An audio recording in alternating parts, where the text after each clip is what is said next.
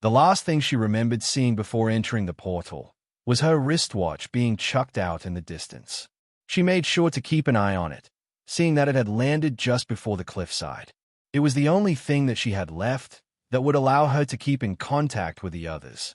It was starting to make her really realize what a desperate situation she was in. There was no choice now. There was no turning back for Erin.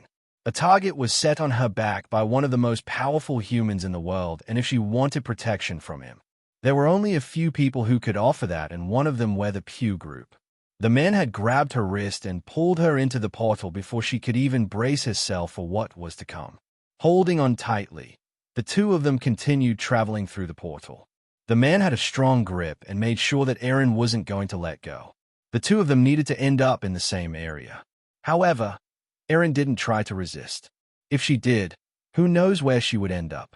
They were now heading to the Pew base, an unknown location that hadn't been tracked down by any of the big families or the military. A few moments later, and the teleportation had finished. When the two of them had reached the other side, and she started to open her eyes, there was only one thing she could see: white. She looked around, and both her and the man seemed to be in a completely solid white room. The floor was white, the ceiling was white, and even the walls, making it hard for her to tell how big the room was. There seemed to be no exit or entrance either, and while standing there, the room started to freak her out a little. "Welcome. I hope James wasn't too rough on you," a female voice said through a speaker, although the sound from the speakers sounded strange. Usually in a room like this one, the sound would echo as it bounced through the walls. Instead, it was as if the sound was being directed straight to her eardrums. She felt like she could hear the person who was speaking as clear as if she was wearing headphones. When looking around, Erin was unable to even see any speakers.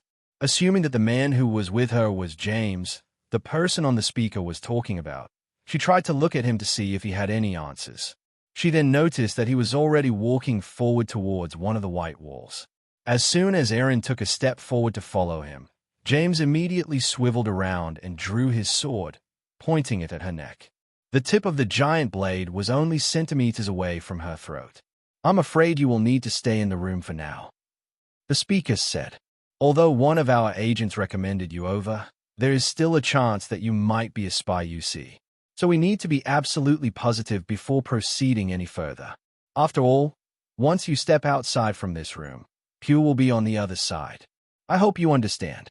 The voice seemed like it was trying hard to sound soft and sweet to reason with her. But Erin could tell that behind these words were threats, and James, pointing his blade towards herself, made it more apparent. Taking a step back, Erin then proceeded to sit on the floor. "I understand. Whatever you need from me," she replied. "Excellent. Just stay in here for now, and someone will be here in a moment." In front of one of the white walls, James was standing there patiently. It seemed like it automatically drew to the side and opened. He then left the room while Erin was left to be there all by herself. She waited patiently, at first sitting down, expecting someone to come back soon. She didn't know how much time had passed.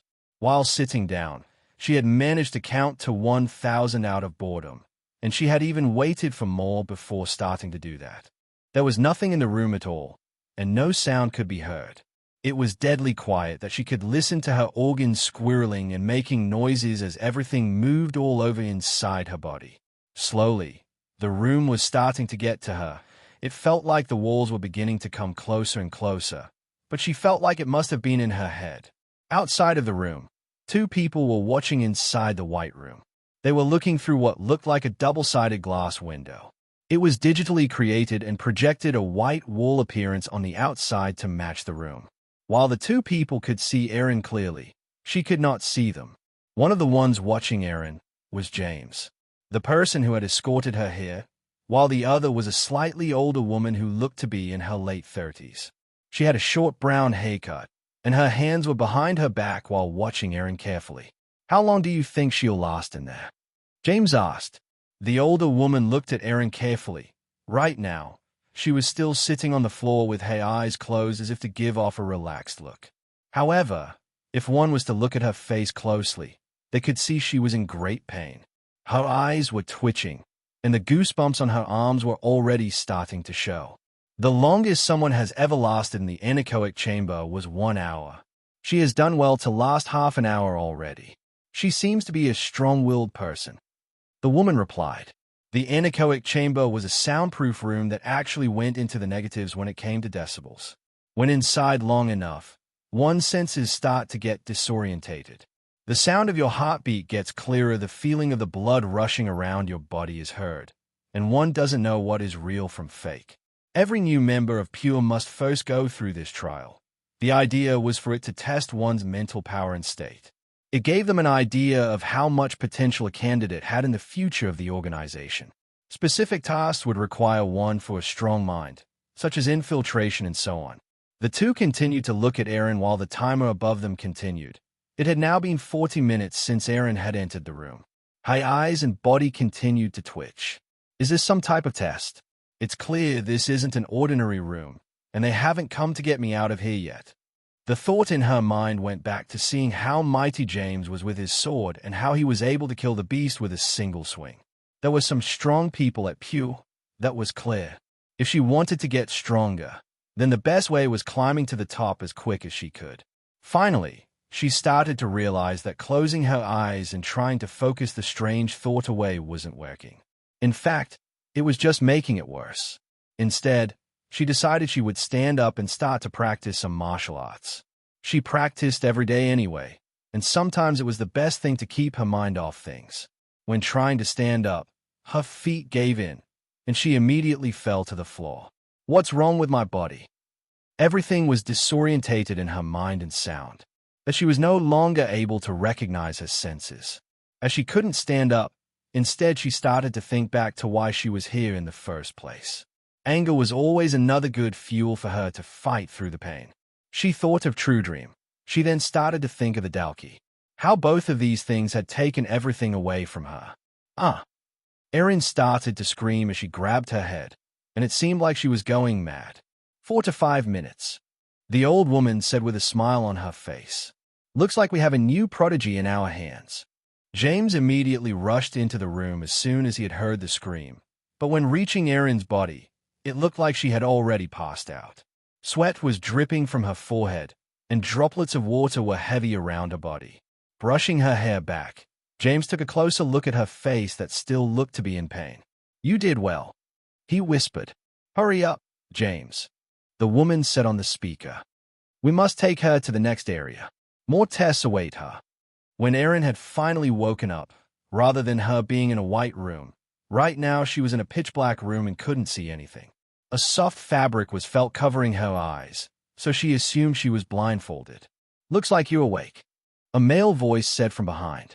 The sound was different from when they were in the white room, so she could assume she had been moved. She also recognized the voice, although the man didn't speak much. She could tell it was the same man who was with her before, James. The soft fabric that was covering her face had been removed. Still, her eyesight remained almost pitch black. Whatever room they were in, there wasn't a single spark of light. It was clear they were either testing her or still didn't trust her. There were always rumors going around about how crazy members of Pure were, although Erin didn't outright believe them as the news reports would be clearly biased. But after a few first impressions of arriving at the base, she was beginning to agree with what she had heard. The only thing that was keeping her going was the fact that Layla, who was also a member of Pure, was such a kind-hearted person. Did she go through the same thing? Erin thought. The last room Erin was in was torture for her. After spending just 20 minutes, she could feel her mind starting to crumble, but she held on for as long as she could. The room was there for a reason, and it was clear it wasn't made just for her. It might have even been used for training their own members. If Layla too had gone through something like that, Erin was starting to change her opinion of Layla being weak. She could imagine a regular person only lasting about 15 minutes. However, truthfully, she had no clue how long she had spent in there. When in the room, a second felt like a minute. Although she couldn't see anything, she felt that her arms seemed to be strapped down and her back was upright. She was sitting on some kind of chair. The sound of James shuffling around and moving could be heard, and he seemed to be sticking on a sticky substance over different parts of her body. Don't worry too much. This is a normal procedure for everyone who comes to us for the first time, James said. As long as you tell us the truth, you will be all okay. The sound of another chair shuffling forwards was heard, and James was now sitting directly opposite Erin in the dark room. I just need you to answer me some simple questions. All you need to say is yes or no. Understand? James asked. Clearly, Erin was in no position to give snappy answers, so rather than snap back like she usually would, she complied. Yes, Erin replied. Asterisk ding. The sound of a machine to her right made a bell-like sound. You are Erin Haley correct? James asked. Yes. Once again, the ding sound was heard. 18 years old. No. Asterisk ding. Female. Before answering this time, Erin paused slightly. No. Asterisk ding. Asterisk ding. This time the machine had rung twice instead of once. When answering the question, Erin had answered falsely on purpose as she had a suspicion what the machine was, and now she had confirmed it.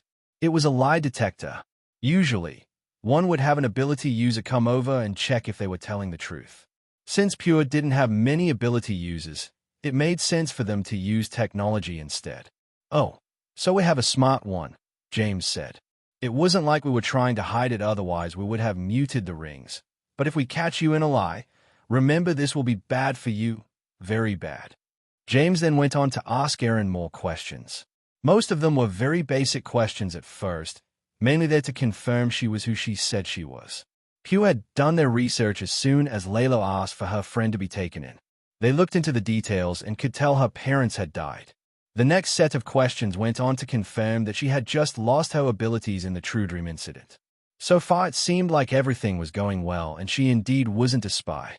All the information was currently being recorded and being sent over to the older women who stood outside the dark room.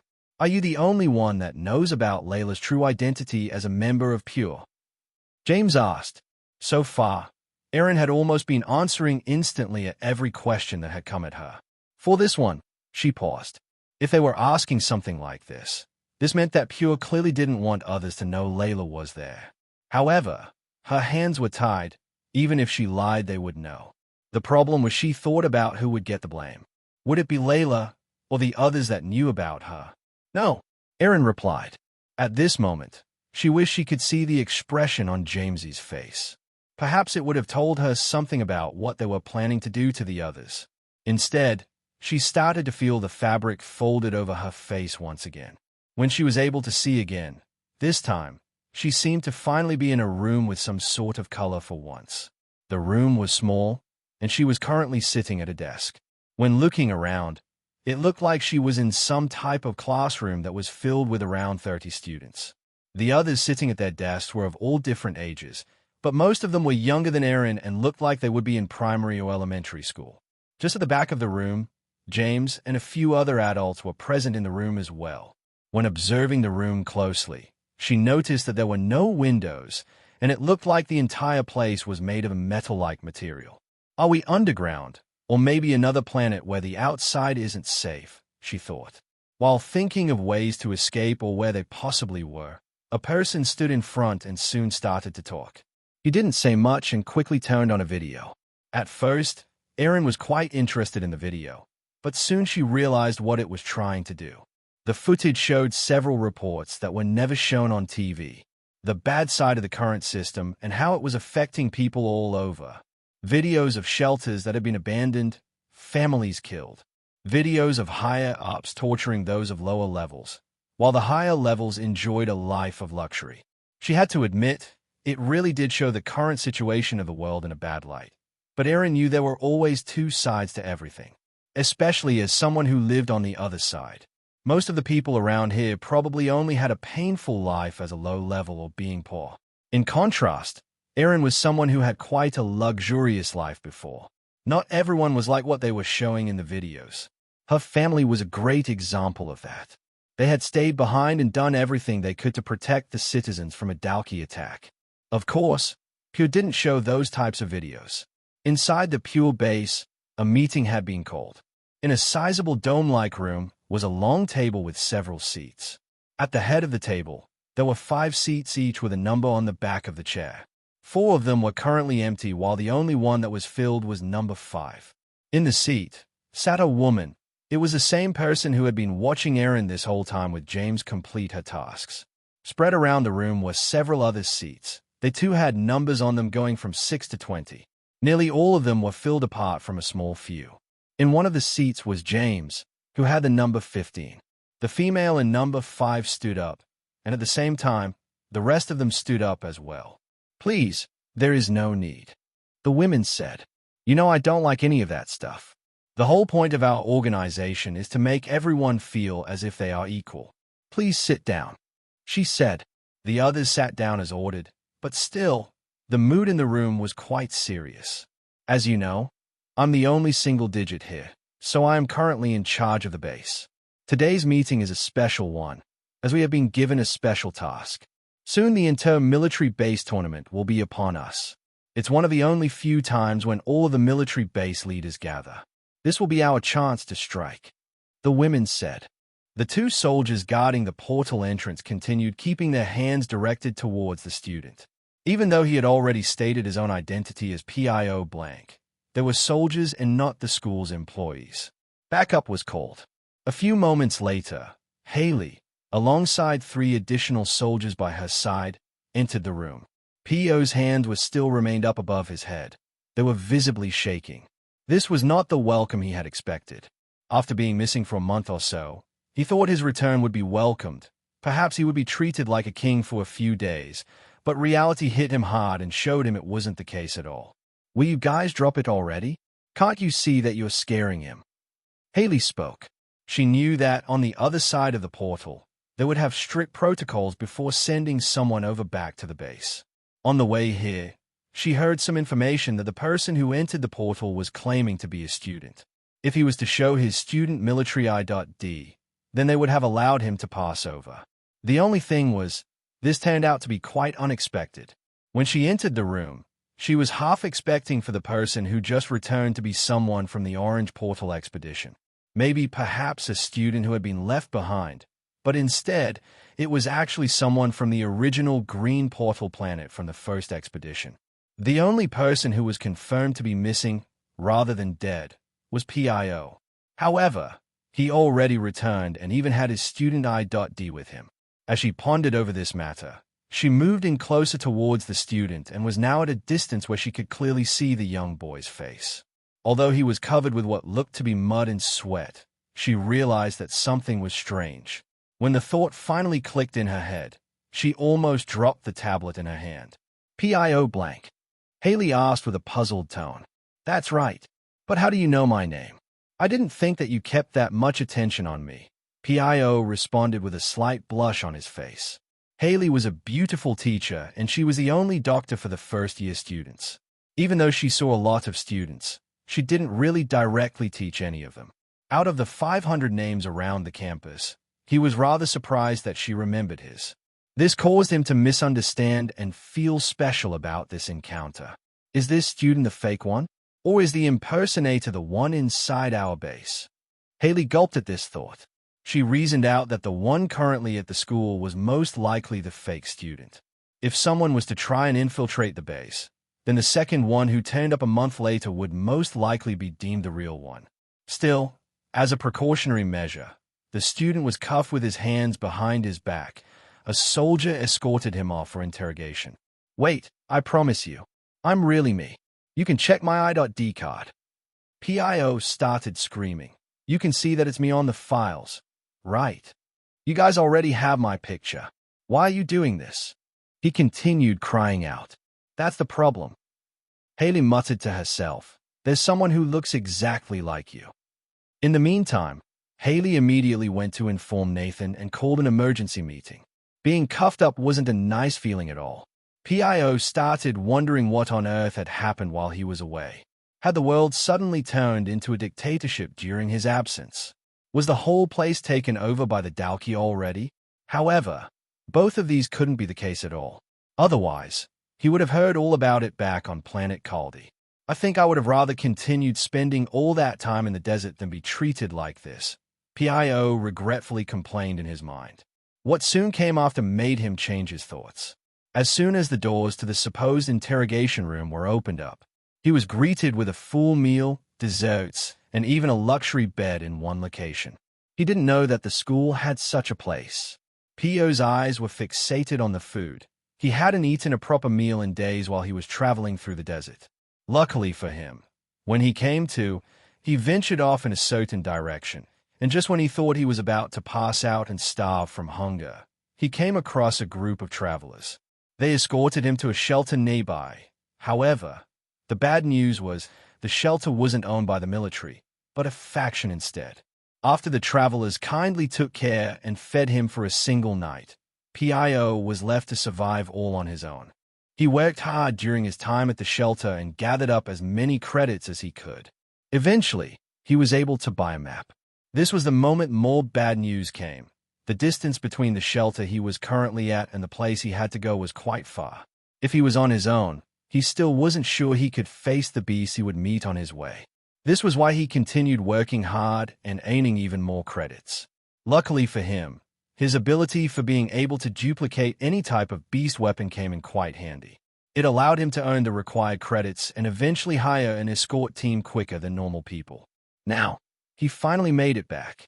But still, during that whole time, he never splurged his credits on a good meal.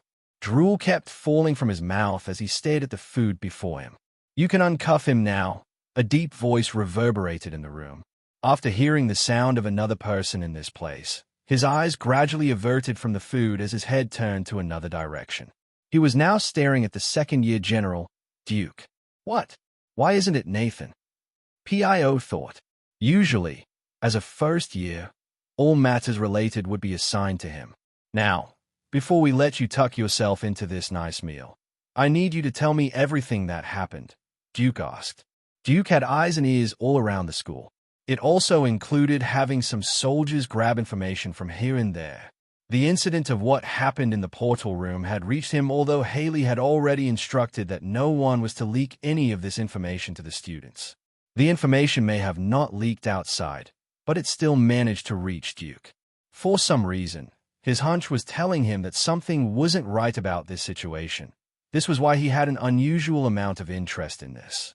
Perhaps the infiltrator was related to Pure. Ever since they angered True Dream, Duke had gotten the heat for that situation. He had a huge grudge with Pure now. The female who wore white robes from before entered the room and did her usual job. While questioning, she should be able to tell if Pio was lying or not. After about 30 minutes of non-stop barrage of queries, Pio's mouth turned dry from recounting everything that happened to him the last month. Every single word he said so far had been the truth. They even managed to confirm that he was the real student. However, there was still one thing that bothered Duke. "So you're saying that you never saw the Dalki? Are you really positive about that?" Duke asked. "My memory is kind of a blur, honestly speaking, but I would have definitely remembered a Dalki attack." "So no, I didn't see the Dalki," Pio responded. The reports that were mentioned back then didn't match up. Originally, they assumed that the Dalki had completely killed Ben's group of 5. 2 of the bodies were found nearby each other, and later on, 2 more bodies were discovered. Although they were far apart from the rest of the group, Pio was presumed dead at this point.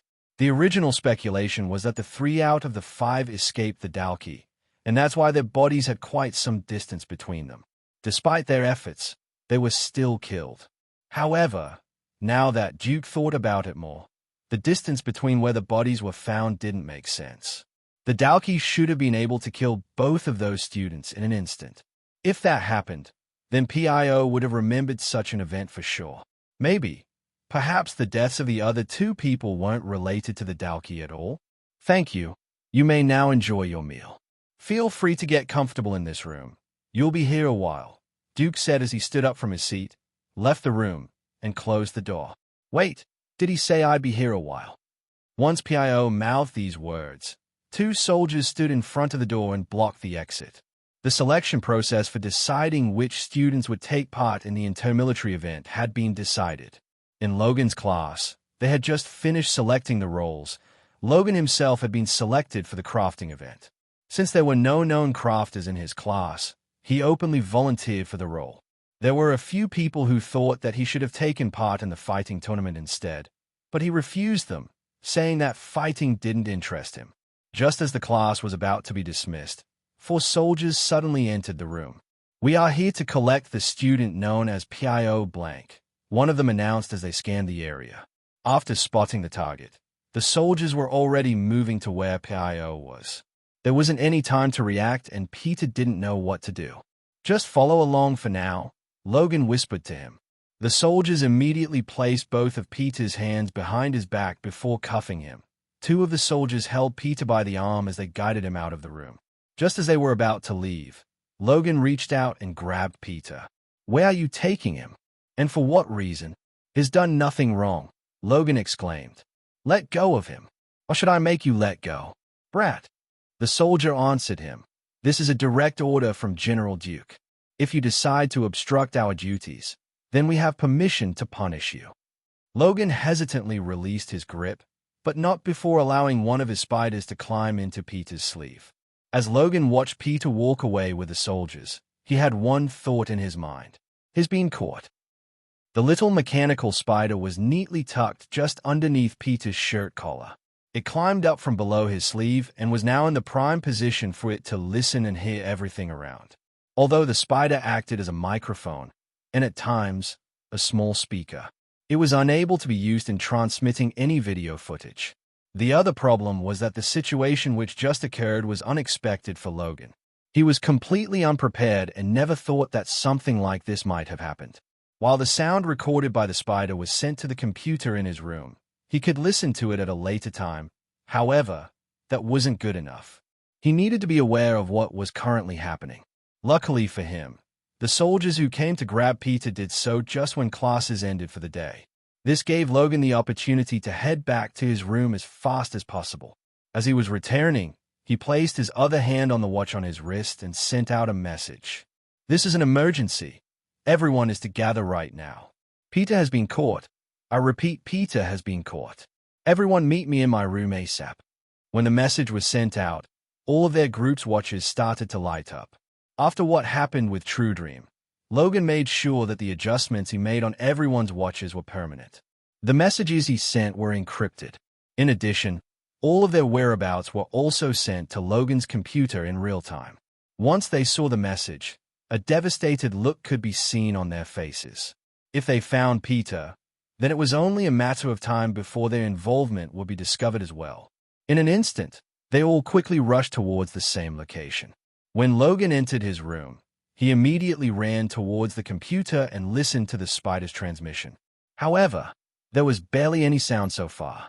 The soldiers were only silently escorting Peter.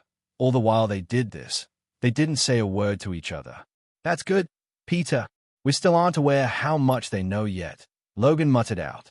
The next thing he had to do was check where they had taken him.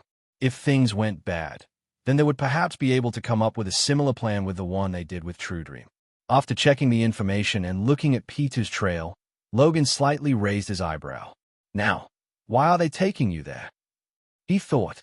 Peter's tracks led directly to the second-year building. The school campus was mainly composed of 3 main buildings with several smaller ones around it, almost similar to the martial arts hall. It consisted of the first-year building, the second-year building, and finally, a separate building for the teachers and soldiers who worked as guards. These people would often rotate in and out with the others from the military base. In fact, this building was also the location where important meetings would be held. Just as Logan was busy thinking about the possibilities, people started entering his room, the first one being Quinn. The door snapped open as he shot inside at a nearly incredible speed. "Can you close the door?" Logan asked. "Oh, my bad," Quinn flusteredly said. When returning to close the door, a few more people entered the room. Unlike Quinn, they were sweating since they rushed over as quickly as they could. Eventually, everyone who knew about Peter was present. This also included Fex. "It's good that you all here. I won't have to explain myself over and over again," Logan announced. "I was there in the classroom when the soldiers suddenly took him.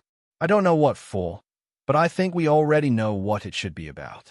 It's obvious why they would do this without any warning. One of my spiders is currently attached to him. However, we don't have any new information yet. There is one thing I find strange, though. They're currently heading for the second-year building." Both Vorden and Quinn reacted at the same time. They said one name, Duke. What do we do? Layla asked. We have to get him out of there, right? Let's observe for now, Logan responded to her question. There are many things that they could be accusing Peter for. We might have just jumped the gun on this one. Everyone was now patiently waiting in silence for any new information that might come from Logan's computer. I see you made it. P.I.O. Duke's voice rang out. Please sit. Before he took a seat, P.I.O. glanced around the room to see how many people there were. This was perhaps in preparation that he could find a chance to escape at one point. But rather than finding any possible weak links, he instead realized that he was in a rather luxurious room. It was somewhere he didn't even know that existed on campus. When Peter finally sat down, Duke mirrored him across the long table. They looked into each other's eyes without saying anything. Both men didn't stop gazing into each other for even a second. You're a strange one. Duke's words broke the sudden tension. You didn't bat your eyes away from me. It seems like you're not scared of me at all, unlike the others. You seem to have similar traits to that of a trained terrorist. He now had a large grin on his face. The old Peter would have been shaking in his boots. His heart would have also beated so loud that he couldn't even hear his own thoughts. However, right now, he felt none of it. The only thing he was aware of were the suppressed emotions of fear in his mind. He knew that he was in trouble, but his body and face weren't showing any signs of it. Let me ask you this. What's your date of birth? Duke started asking questions. Because it was a simple question, Peter responded instantly. Duke then continued asking similar questions like these. For query, Peter would perfectly answer back like a machine. Hey, he got all those questions correctly. Fex spoke. It means we're in the clear, right? When Fex looked around the room, he was confused as to why everyone's face seemed to be even more concerned than before. The problem here was how quickly and perfectly he answered every question. Even to them, it almost sounded like Peter was some trained spy asked to infiltrate the school. Well, if you say you're P.I.O. Duke snapped his fingers as a signal. A guard went outside of the room.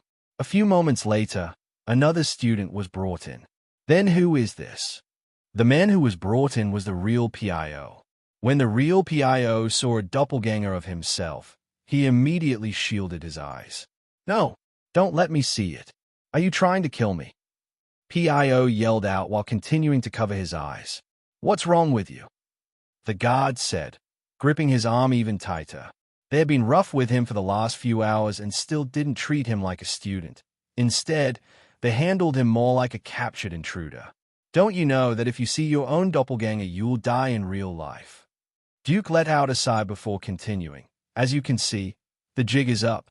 We already know that you're not the real P.I.O.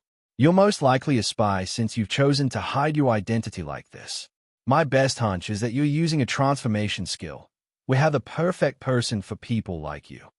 After waiting for a while, Nathan was finally brought into the room. He had an ugly expression on his face. What are you doing, Duke? Nathan stormed in while stomping down his feet hard. The first-year students are my duty, not yours. I believe this matter will concern me a lot more than you. Duke coolly talked back. Nathan stopped walking and listened to him. Usually, Duke would bluff. However, he felt like the man had some weight behind his words. Why don't you just use your ability and find out? Nathan looked at the two students standing next to each other. They looked almost exactly like identical twins. Although their body shapes were slightly different, but it was barely noticeable. Nathan was briefed of what happened so far. If he wasn't aware of things, then he would have guessed that they were actually twins. After lifting up his arm and pointing it between the two students, Nathan asked Duke, the left one, or right? The one on the left, Duke said.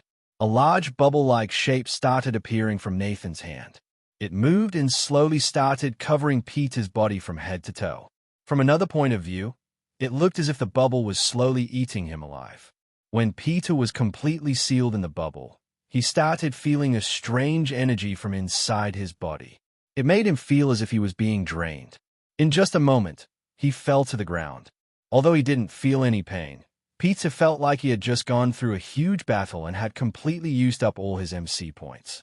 When he managed to lift his body off the ground, the others could finally see his face. I knew it, Duke exclaimed. Both Duke and Nathan knew exactly who the student before them was. They had already ordered other soldiers to put up search posters just in case they escaped from campus. Peter Chuck, but how? You were with Pew, and your ability, it was an Earth one, not something like transformation. Nathan gasped in shock. This makes no sense. The group had been listening on to everything that was happening so far, but not a single one of them moved from their spots apart from Layla. What are we doing right now? They already know he isn't PIO. We have to get him out of there. Layla grumbled. But how? Logan replied, I hate to say it, but for once, I have no idea how we can get out of the current situation. With True Dream, Peter hadn't been caught and we knew that he was coming beforehand. This situation is something we can't control. They already know his identity, and if we tried to help him, we would only expose ourselves. After listening to Logan's words, Quinn clenched his hand into a fist. Vorden, who was right by his side, saw this. He's right. There's nothing we can do. Back in the room, Peter was still trapped in the bubble, drained of his energy. Keeping in mind that there were multiple soldiers and 2 generals around him, he processed multiple scenarios in his head. After looking at things, he finally knew that there was no chance he was getting out of this. Finally, Duke had a grin on his face. Mr. Jack Truedream will be very happy. He said to inform him if we found one of you. We'll await for any further instructions. The last words from Duke's mouth had been heard clearly by everyone. By now, even Layla stopped complaining and every single one of them remained motionless in the room. They received confirmation that one of them was caught. There was always the possibility of something like this happening. However, before getting caught by the military, Quinn always thought that another student would have at least got them first. He prepared for such a scenario, but he wasn't ready for this one. Fight them. Get him out of there. A voice seemed to be resounding at the back of his mind. However, he kept his rationality in proper order.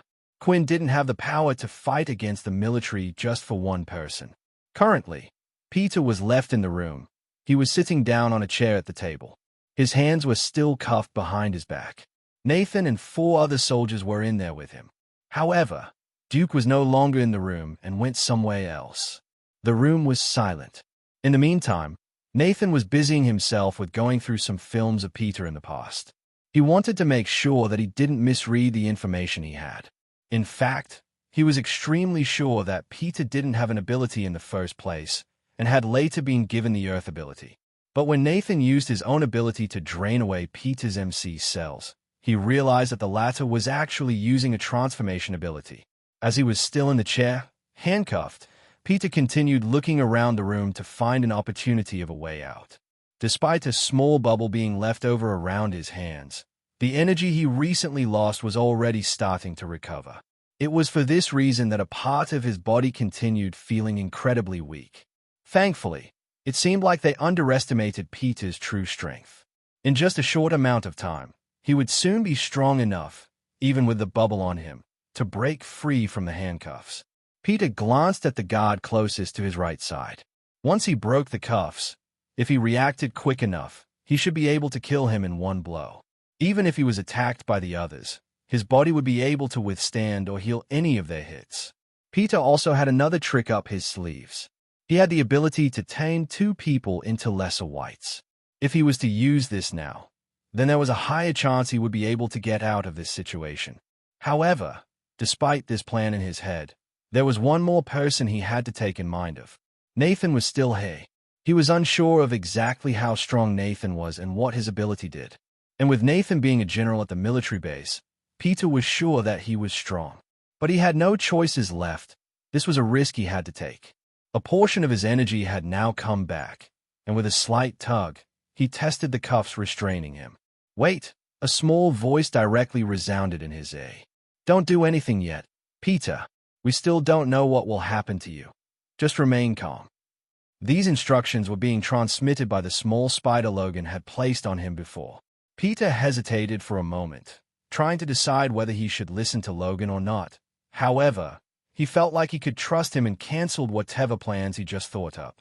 Since they got me and Aaron out of something like this before, they can surely do it again. Peter reassured himself with these thoughts. Unaware of what was currently happening inside the room, no one had a clue what to do next. We have to start thinking about leaving the military base. Vorden broke the silence. With Peter, or without? Layla shot back with a question. Without, of course. There's a high chance that they will soon start interrogating him. By then, they'll link him to everything that has happened so far and find out we were all involved. I think we're safe from anything like that happening, Quinn quickly responded. I know Peter won't sell us out of his own accord, and even if they did get that girl to question him, it still wouldn't work. How would you know that? Vorden asked. Fex will back me up on this. Peter is different now. One of the things that's different about him is that certain abilities no longer work on him, Quinn explained. Fex nodded in agreement while adding in his own words, he's right. A white is unaffected by abilities that target the mind or body in some type of way.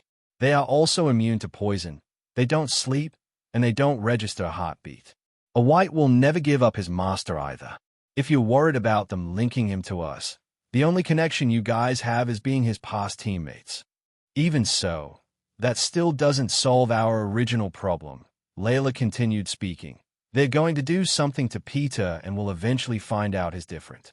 Don't you think that they're already wondering why he has a different ability now? If they find out about his healing capabilities, he'll be used as a lab experiment for the rest of his life. What Layla just said was one of Quinn's true fears. It was why he was extremely intent on hiding his secret in the first place. The fear that he would be locked up in a lab somewhere and be tested on. If that ever happens, then everyone would say it was just fine because it was for the sake of humanity, to help them defeat the Dalki. There are a few possibilities. Luckily for us, this world still has an order of civilization. I still don't know how far that will get us. Logan started speaking. Even if Peter is to be moved to a research lab or such, or maybe even treated as a terrorist who works for Pew, he will still first have to undergo a trial. I'm pretty sure that this so-called trial would only be for show. The generals in True Dream have their own ways to speed up the process and put the judge in their pockets. What this does, however, will give us a little bit more time. I guess that before Peter attends the trial, an investigation will continue in public or behind the scenes. He'll probably be temporarily placed in the underground dungeons. We aren't sure how heavily guarded it is for now, or if we have the capabilities in breaking him out, but we can use this opening to save him. Just let this one go, Quinn. Vorden's words sounded like an ultimatum. You already saved him once before. Forcing a rescue operation would get us all killed. I'm sorry to say this, but if you decide to go through with it, I won't be helping you. The room fell silent once more after Vorden spoke.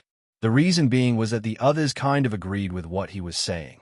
The dungeon was a place where they kept undisciplined students and soldiers. There was a higher chance it was heavily guarded because of this. Whatever you do, Quinn, I'll be there with you, Fex said as he slapped him on the back. When looking around the room, Quinn could see the expressions on their faces. No one else volunteered to help. Even Layla, who really wanted to participate in the operation, didn't do so due to the simple reason that she felt she was too weak. She herself knew that by forcing herself to do it, she would only hinder them. It's okay, Quinn responded back. I've decided it's best not to save Peter right now. It's too risky and is none of your responsibilities. While saying these words, something in Quinn's mind tugged at him, telling him to try and save Peter. Despite deciding not to go through with the plan, it still kept reminding him. Is this connection from before? It seems like I can fight it a bit now. Even though Quinn had now grown stronger, it seemed like he wasn't going to let his emotions get the better of him. It might have also been the fact that Peter wasn't in immediate danger right now. He knew that the military would most likely not kill him, but instead, perhaps torture him. He had convinced himself that Peter wasn't going to die anytime soon, and this was how he stopped himself from trying to save Peter. That's the right choice. Vorden agreed with him. Was it really, though? Quinn's mind asked this question. For some reason, he had this huge feeling of guilt looming over his head. If he knew he made the right choice, he shouldn't be feeling like this. But right now, he felt nothing but miserable. Just then, another sound emerged from the computer. It was a low and familiar tone. Duke was talking. It looks like True Dream made a decision on what to do with you. Duke had left the room, leaving both Nathan and Peter together. Although the two generals didn't get along, they knew they were both working for the same side.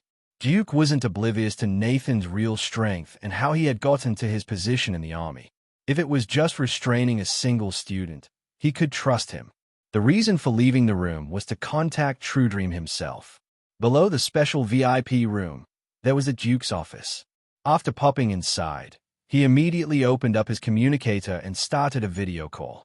An electronic display hovered in the air, and the lines at the bottom were showing that a connection was trying to be made. "What is it, General Duke?" Jack True Dream said. "I told you only to call me if you found those two kids." In the video call, Jack was sitting in his chair, and in the backdrop, the whole city that was directly under his control could be seen, showing through the glass windows in his skyrise building. "Now, you know me better than that," Duke replied with a smile. Suddenly something grabbed Jack's attention. Ever since leaving the military base, he hadn't forgotten what had happened at the school, how the Puce group had made him look like an idiot. Not only that, but he remembered the fear he had in that room. For some reason, the sleeping ability from one of his trusted guards didn't work. It had put him in an unfavorable position, and there was the chance he could have died that day. Before, Jack wasn't too bothered by Pew and the politics between the military and them. Now, he had a significant interest in getting rid of them. "We have found the boy known as Peter. He was one of the students that Pew said they had safely in their hands. It turns out he never left the academy and was using a disguise ability," Duke explained. "Excellent. And what about the girl?" Jack asked. "We have reason to believe Pew might have genuinely taken her. My theory is that the student known as Peter was initially working for Pew all along. They must have hidden that he had the disguise ability, waiting for the perfect opportunity to use it. It would then make sense why the sleeping agent didn't work on him if they managed to prepare something beforehand. I have to add, though, this is all just speculation. We are unable to confirm anything. For some reason, it seems our truth seeker is unable to use her ability on him. Perhaps Pew is advancing quicker than we think and have been able to find something to stop abilities." The military knew Pew's goal, so they gathered that they must be working on some serum or vaccination that would target the MC cells. So far, there had been no sign of a result. Duke's line of thought was that if they couldn't take away or get rid of their abilities, maybe they could create all to a person who was able to block them. "Have you reported this to Paul yet?" Jack asked. "No, I did as you asked and spoke to you first." "Good. If Paul were to find out about this, he would want the student to go through the court process. If that happens, he might eventually shift them to the research department, and from there, he will be out of my hands," Jack said. "I believe the punishment that will be given to the student will be too light. I have an idea that will not only be a fair punishment for Peter, but will perhaps allow us to punish those Pure members." Jack went on the details of the plan and recounted the outline to Duke. The two of them needed to be on the same page. After all, technically, Duke worked for the head General Paul. Doing this would mean he was not doing his duty as a soldier and had decided to help out an outsider like True Dream, who technically didn't work for the military but only closely cooperated with them. "Excellent," Jack said with cheer in his voice. "Then, we shall meet at the inter-military tournament." The tough decision was for Quinn and others to leave Peter behind, and two members of the group were struggling with this significantly. In Logan's room, they continued to track Peter's movements, and it was as they expected. Someone had taken Peter to the underground dungeon. Or at least that's what they suspected, as the spider's signal was lost, and the area last seen was the dungeon entrance. The next day had arrived, and there seemed to be two members of the group struggling with Peter's disappearance the most. One of them being Quinn.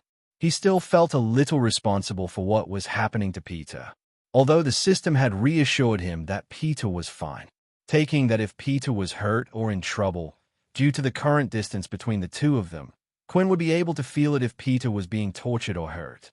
However, Logan's was a different case. He was in his room, working on one of his gadgets at his workbench.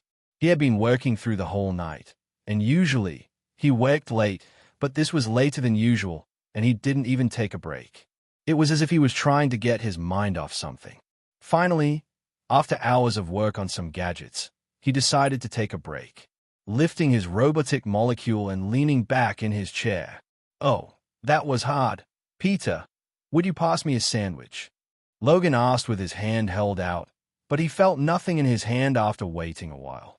He turned around in his chair and looked at the spot Peter would usually stand at. He hardly ever moved from there other than to bring him tools and play the VR game once in a while. "There's to be information on that dungeon," Logan said as he hopped onto his computer and started to type away. Back in school, lessons had resumed as usual. Quinn didn't know why, but he seemed to be avoiding the others and was starting to hang around with Fex more often. Even in his room, the conversation with Vorden felt a little awkward. Vorden had helped him out wherever possible, and it was the first time he had decided not to. It wasn't his fault, but Quinn didn't know how to deal with it. Besides, he had his problems he was trying to solve. The voice in the back of his head was starting to get louder as more time passed. The voice kept telling him to go against the school and fight them. Try to get Peter out of there. He continued to ignore this and went by his days as usual. However, Fex noticed this strange behavior. He would often, at times, suddenly stop while walking, grabbing his head. By now, Fex had already figured that Quinn was the one who turned Peter and assumed that the pains must be from whatever the school was doing to Peter in the dungeon. For some reason, Fex didn't quite believe that, though. The evening had come, and the lessons were over. Some students were still outside the school during this time, while others decided to relax in their dorm room. Quinn had stated that he was going to play the game for a bit to practice. Hearing this, Fex agreed to come with him. "Hey, I'll come with you. I haven't played myself in a while." "Oh, darn," Quinn replied. "I just remembered I promised Vorden I would do something with him tonight. Maybe next time." "That's okay," Fex said as he watched Quinn walk off. He knew something was up. It was clear Quinn had said that to get rid of him. These strange actions led Fex to act. Whatever Quinn was doing, it was clear he didn't want others to see. Once the two of them were a great distance away, Fex decided to follow him. The distance between the two was quite large, and the reason for this was because of the smell. Another vampire was able to smell another. They had a stronger sense of smell and could tell the difference between them too. Still, their eyesight was far better than their sense of smell, so although Fex stayed a distance away, he could still see Quinn. While following Quinn, it had led him down a hallway, where he could see him talking to a student he had never seen before. I didn't know he had other friends besides those weirdos, Fex thought. Quickly, the two of them left the corridors and started to head outside. Finding this all too strange, Fex continued to follow the two of them. Eventually, they left the school grounds and entered the woods by the park nearby. Fex quickly realized what was going on by the strange movements the student was taking. He was under the influence of Quinn. Finally, when they reached a secluded spot, Quinn looked around to see if there was anyone he could spot. However, Fex was well-trained in the arts of spying and following someone. The experience and training he had were levels above Quinn's, even if Quinn was technically stronger right now. Raising his claw-like hand, Quinn slid a part of the student's forearm and started drinking away. What is he doing? He has Layla that he can ask for blood anytime he wants, right? So I go through all this trouble to get a stranger's blood. Fex thought. What am I doing? Quinn thought in his head as he looked at the student opposite to him. The sounds in his head that kept telling him to fight back were getting louder throughout the whole day. It took him a whole day to figure out what the voice was after realizing it was his consciousness. It was his true feelings about what he wanted to do. Quinn didn't want just to let Peter rot down in the cellar on his own. He wanted to fight and get him back. He didn't know how much of his decisions were being influenced by his strange vampire powers. It might have been the connection between the two of them, or whether or not it was his own decision. In the end, he felt like it was a bit of both. He hadn't given up on Peter like he had told the others. He was planning to get him back, to be able to fight back. There was something important that Quinn needed to do, which was to get stronger. Luckily for Quinn, there was a quick way to do that. It was consuming as many different types of human blood as possible. It took a while for Quinn to find somebody, as he had to make sure that they met certain conditions. The student would have to be on their own and at night time. It was so nobody could see what he was doing, and when taking the student out of campus, there was less chance of someone spotting him. The second condition was Quinn's influence skill needed to work on them. There were a few high levels and even some low levels that had a strong-willed mind. Thankfully, Quinn's charm points had increased, giving him even more options than before. However, it was still incredibly hard to find students due to the conditions mentioned above that needed to be met. Using his inspect skill, Quinn knew what stat he would get beforehand. However, he could not pick and choose as freely as he wanted to, due to the small section of students viable. He had selected his first target carefully.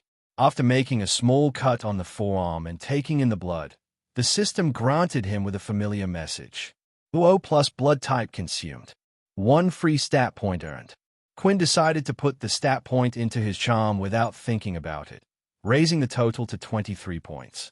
The reason for doing this was because the stronger his charm skill became, the more people he could use his influence skill on. What Quinn released after the fight with the King Tier Beast was, even with his strength stat being high, that power meant nothing if he didn't have the equipment to back it up. It was nearly impossible for him to put a scratch on the beast with only his intermediate gauntlets. He couldn't keep relying on the Blood Hammer strike. It took too long to use. And what would he do if the attack didn't work one day? With no way of getting any new equipment, for now, this was the only thing he could do to get stronger. After fully consuming the student's blood, he commanded the student to head back to his dorm room and forget about everything once he returned. Fex had already left the scene by now, as seeing everything answered his curiosity, although it only made him question why the need to do this. For now, he would put a pin in it and keep it in his mind. Come on, Fex, what are you worrying about? Is it really strange for a vampire to be sucking the blood of a human? Maybe he and his little girlfriend just got into an argument. Fex thought while heading back. Asterisk, asterisk, asterisk. While Quinn was busy outside, it left Vorden in his dorm room on his own. He wasn't his usual calm and chilled-out self, and instead was continually pacing himself up and down the place in one area. If Sil finds out that I went against Quinn, do you think he'll try to take over? Vorden asked. Hey, can you just stop mentioning it? Look, it's not like you two broke up or something. Rayton whispered angrily, making sure Sil wouldn't be able to hear. Besides, if you didn't say it, I would have tried to take over you myself and stopped you. No suicide missions. Anyway, about the tournament. Are you going to let me fight or what? Your weak ass would just make us look weak. You know my answer. Why even bother asking? Vorden replied. We have to lose on purpose. Many people will be watching this fight, and if we display anything out of the ordinary, then a lot of attention will be on us. It might even cause the family to get involved. Rayton laughed nervously after hearing the words family. It sent a shiver down his spine, and his heart felt like it had sunken in place. Good point. The next few days leading up to the Inter tournament, everyone was off doing their own thing. Layla continued to keep an eye on CIA, and it seemed like she had held to her word, not reporting to any of the teachers or higher-ups about the incident. In fact, CIA seemed even to be talking to Layla more than before. Layla welcomed this. There was an empty feeling in her mind and body after Aaron left, and although it still didn't feel quite the same, CIA seemed to be filling up the place a little. Vorden was often called off by Dell to practice fighting against certain students for the upcoming tournament with the other students, and Logan continued to try to find any information about the dungeon, all resulting in a failure. This left Quinn and Fex to their own devices, but Quinn continued to be distant with Fex, and Fex decided to go along. He continued to follow Quinn at night, and it was the same as before, only slightly different. Each night, a completely different student would be selected. It was never the same student. It was now the third night in a row that Quinn had led a student into the forest to consume their blood. This is strange, even for someone infatuated by the taste of blood. Fex knew some vampires were obsessed with blood. However, how they acted and how Quinn acted were quite different. When consuming blood, Quinn would take a minimal amount. This would make sense if he were trying to test out the taste of the blood. But if they found one they would like, they would often store it in a flask-like container. Not only that, but they were picky. If it were blood they didn't like, they would spit it out in disgust. The other thing was, Quinn was quite a young vampire. Usually, their sense of taste for blood was quite basic. It was only the older vampires who, after hundreds of years of tasting different blood types, started to get obsessed with. So everything he was doing didn't make any sense. Speaking of which, I wonder where my other flask is. Maybe I left it on that planet. Fex thought. When Quinn had finished consuming the female student blood, he once again had gained an extra stat point, this time in stamina. Yesterday his results yielded another O-type blood, and he placed it into charm again. 24 charm points. 19 stamina points. Return to your dorm room and go to sleep. You will forget about everything that happened here tonight, Quinn said to the girl. The girl started to walk off out of the woods and back towards the school. Quinn would often wait a while for the girl to return first before moving from his spot just in case anyone spotted him. He could always say he just went for a walk through the woods. People would look at him weirdly, but it was nothing to be suspicious about. After some time passed, just as he was about to leave, he heard the sound of something landing behind him and the leaves on the floor crunching from the impact. Fex, he said as he turned his head. How long has he been here? Did he see me with a student before? Well, it's not too strange, right? Hey, don't look so worried, man. Whatever you do in the woods with a girl is your secret, Fex said with a wink. Fex's joking nature always seemed to calm down Quinn a bit, even if he did sometimes say it at the wrong time. What are you doing here? Quinn asked. I was actually worried about you. Fex replied. Look, whatever you've been doing these past few days is up to you. You're not exactly doing anything wrong, and you've been careful. Other than me, I don't think anyone has found out about this. Please think of me as your second pair of eyes. The reason I decided to revolve myself, though, is that I am a little worried about you. Worried? About what? I still don't know who your master is, and don't worry, I'm not going to pry about it or anything. I think you would have told me by now if you could. But the problem is, it seems like he hasn't been teaching you properly. I'm serious now. Quinn, you have to be careful. If you keep consuming blood every day like you have been doing, you're going to become addicted. Hearing these words come out of Fex's mouth caused nearly every blood vessel in Quinn's body to freeze. He couldn't help but utter, What did you say? I guess you really didn't know her. Fex replied, scratching his head, knowing that this was going to be a tough one to explain. Think about it right. Sometimes when we drink blood, there's this rush that comes over our bodies. There have been studies where it was observed that it increases a vampire's strength by about 10%. That's why I always carry a flask around, not just for healing. The problem is, blood is like a double-edged sword for us. The more often we consume it, the more we crave it. From an early age, vampires who had close ties to the head of families were taught to resist blood. At first, maybe we can't go on for more than 2 days without blood, but eventually we can build up a resistance to it. The vampires who have been alive for hundreds of years have gone through this process strictly, and now some of them don't even require blood anymore. However, there are occasions where when they go into battle, they will consume some, and make a note that not all vampires chose to go down this path. If one does drink blood after resisting it for a long time, it will only cause a small setback before they are back to normal again. Still, the same can also happen the opposite way if you keep drinking blood like this for pleasure. Eventually, you will become an addict, craving blood, and not even be able to quench your thirst. To put it in simple terms for you to understand, you would become a conscious bloodsucker. The explanation had Quinn slightly worried. He had been drinking blood quite regularly to increase his strength. In fact, if there was an opportunity to consume blood, he would take it because it allowed him to grow stronger. When Quinn first got his vampire powers, he decided to only consume Layla's blood as and when needed, even though he enjoyed the taste. He was afraid of this very thing from happening. However, once he had obtained the system AI, his original fears started to lessen. Whenever he had a question about vampire matters or when something might do him harm, the system would step in to stop and explain things to him. Undoubtedly, the system AI knew what would happen to Quinn if he was to continue. So then why didn't it try to stop him? The only thing he could do was ask, Did you know about this? Is what he's saying true? Quinn asked.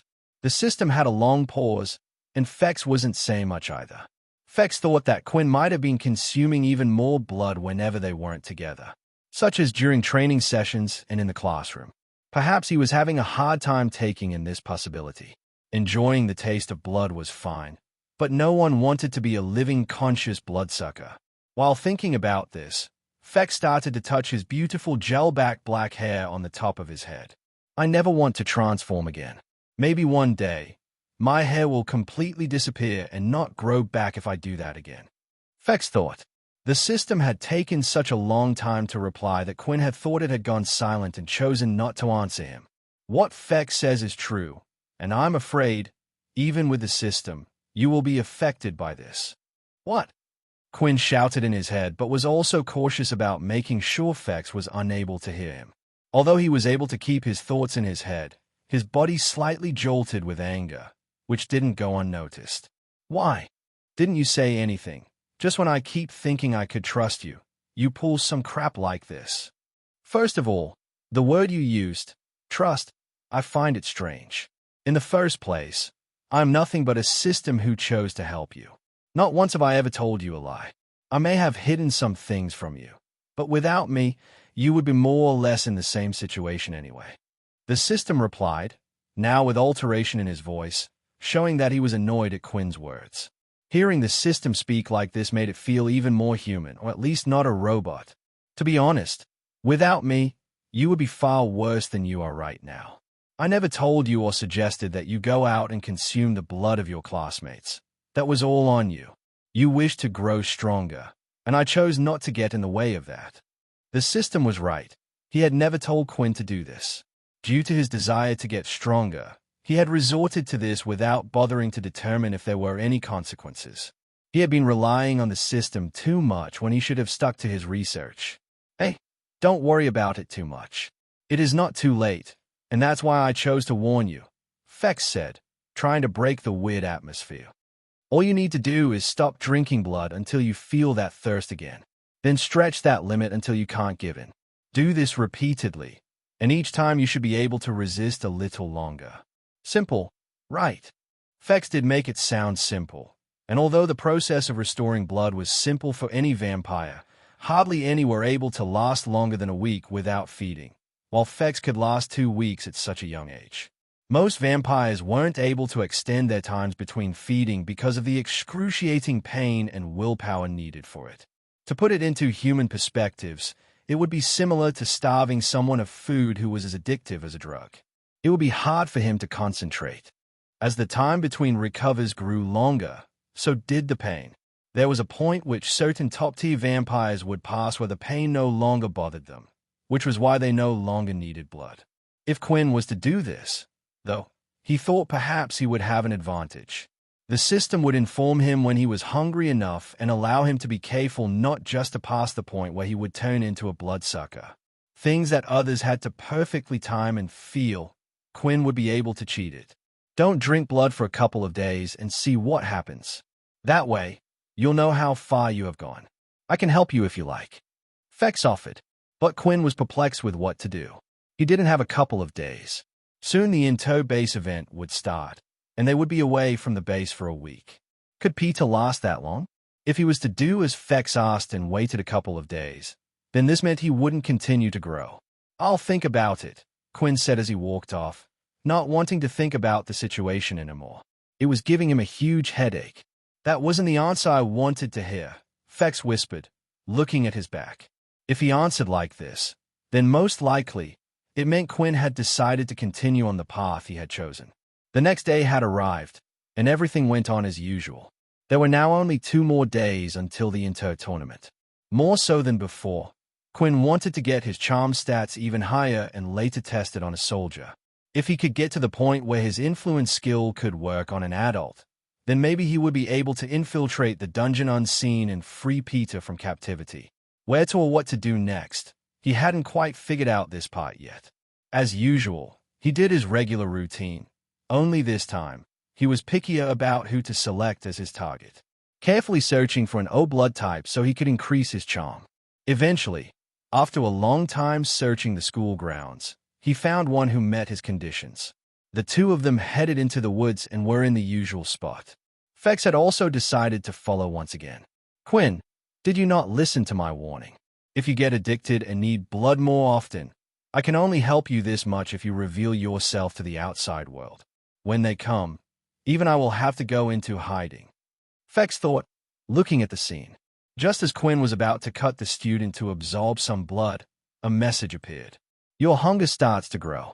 You must consume blood within 24 hours. Oh, every hour 1 HP will be lost until blood is consumed.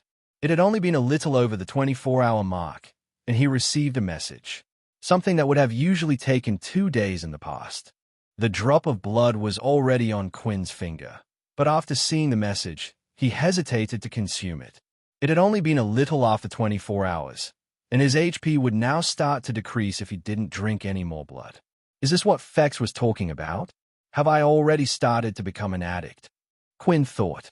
He started to wonder if he continued to go down this path. How sooner would he need blood later?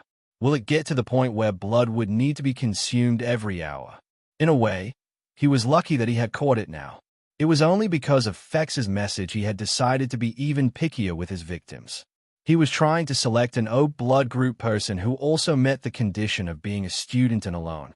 This caused him to select someone a little later than usual. If he had taken the blood at his regular time, he would have never received the message and would have continued onward until the tournament. He started to stare at the blood seeping from the cut on the student's arm, trying to think if there was any way for him to get around this problem. Storing blood was a challenging task even if he wanted to keep it for later. It was why he was so thankful for the blood bank. Unfortunately, the blood bank worked in a way where he would have to overconsume on blood. Only when his HP was full would blood from the victim would go into his blood bank, which meant he would have to consume the blood in the first place, which wouldn't help him at all.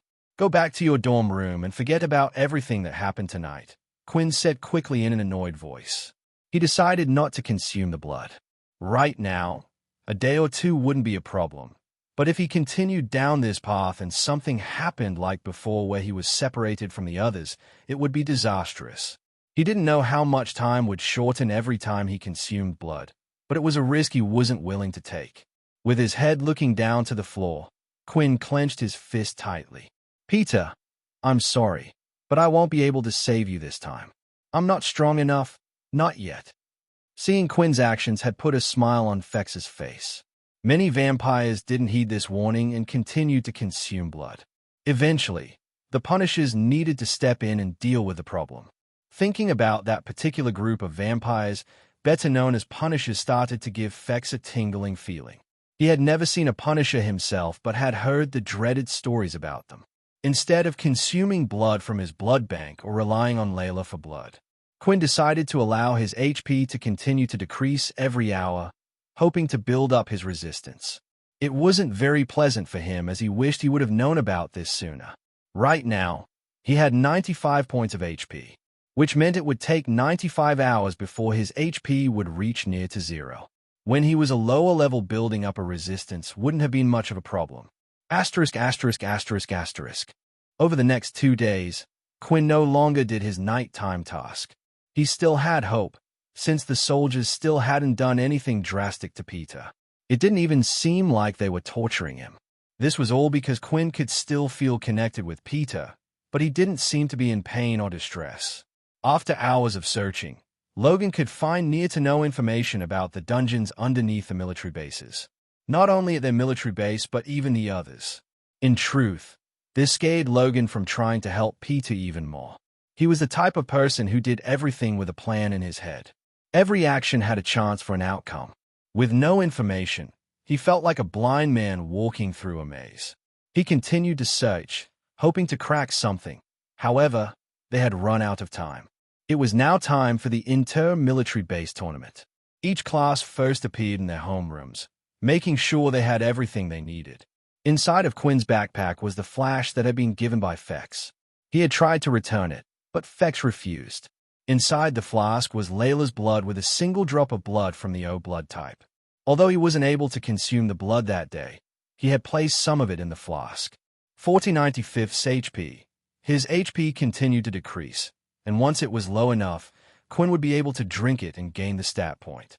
The flask held 200 milliliters of blood, the same amount as his level 2 blood bank, giving him a total of 400 milliliters of blood to regenerate from. However, There was no need for it for the event since he wouldn't be taking part. It was always best to be careful, just in case. After all the students had finished packing their belongings, they followed their homeroom teacher outside in front of the school gates. All of the students were lined up in a single file with their homeroom teacher out at the front. On the right side of the front entrance were the first-year students, and in front of them was General Nathan. On the left side, in front of the gate, were all of the second-year students, and in front of them was General Duke. By both of the generals' side were the sergeants. Standing in the center of the two groups was General Mike, who would lead the students during this event. He had an ultimate say. Paul, the head general, would stay behind, just like the other head generals. They were to remain at the base with the other soldiers. If an attack was to occur for whatever reason, military personnel were needed. It was essential to leave somebody in charge and someone strong enough to defend the base. "All right," Mike yelled in a loud, booming voice. Somehow his voice was loud enough to carry outside and be heard from the very last of the crowd. "Your teachers will now be calling out the following students who will be participating in the events. Please come up to the front once your name has been called. Everyone else, remember you are to support these people. Cheer at the top of your lungs." Mike shouted, banging his chest. There was silence among the students. "I said cheer." Mike yelled again, and the students responded, shouting back. First, all of the second-year students who were participating in events were called up. There were a lot of events to go through since the event was similar to the old Olympics. There were even some that banned on the use of abilities. After all the students for the regular events were called up, students for the 3 primary events were called up. A single student from each homeroom group would be selected for the main events. In front of them, 10 second-year students were to participate in the fighting tournament. Quinn was around the middle of his line. Still, his eyesight was great, and he was able to see that every single one of the students selected was level 8. The ability system only went up to level 8. There was a good chance some of the students who stood up there had abilities that went beyond their grades. Now that all the second-year students had finished being called out, it was time for the first-year students. 3 students from each class were selected for the 3 events and walked up to the front. Finally, it was time for Dell's class. He started by calling up the students for the crafting event and then moved on to the others. For the ranged event, Layla Munro. She walked slowly to the front but was prepared. When walking past, she made sure to keep her head down, avoiding eye contact with those in her class. However, this didn't stop her from hearing the cruel remarks. "How much do you want to bet on her elimination in the first round?" A student said. "First round, I think she'll forfeit before it even starts. It should be me up there. I think I would do a better job, and I don't even use a ranged weapon." Just then, a voice came. "Layla, do your best." She looked up to see who had said those words. To her surprise, they came from Vorden. She smiled at him before hurrying it up to the front. And finally, for the fighting tournament. Vorden, who was near the front of the line, had already started moving before hearing his name being called out. But after a few steps, he suddenly froze, hearing Dell's last words. "Student, Peter Chuck." When he called out Peter's name, everyone who belonged to Dell's class started to look at each other in confusion, while Quinn and his friends just stood there stunned. Due to Peter's shocking incidents, many knew who he was, especially after he was suspected of working with Pure. However, the other classes were unaware of why Dell's class were gossiping and making an uproar. "Is that the same Peter as before?" A student said. "I thought he was a member of Pure." "Maybe he wasn't, and they just found him." The speculation surrounding Peter grew as to why he hadn't appeared. If he was there in front of them, it meant the military must have cleared him as innocent. Still, after the students stopped wondering why Peter was there, a bigger question popped in their mind. Why did he get selected as a replacement for Vorden in the fighting tournament? Peter was well known for being a level 1 weak earth user for most of his school days. It was only later on that he had improved and managed to get himself up to level 4. The students weren't the only ones questioning their motive, though. So were Quinn and the others. Out of thin air, a light circle started to light up at the front, next to where the other students stood. A few moments later, the light had dissipated, and in its place stood a soldier, and in front of him was Peter. When seeing Peter in front of their eyes, Their hearts and minds started to settle slightly. Everyone there felt a little guilty for deciding not to rescue Peter. Seeing him up on the stage without a single scratch on his body allowed their minds to be at ease.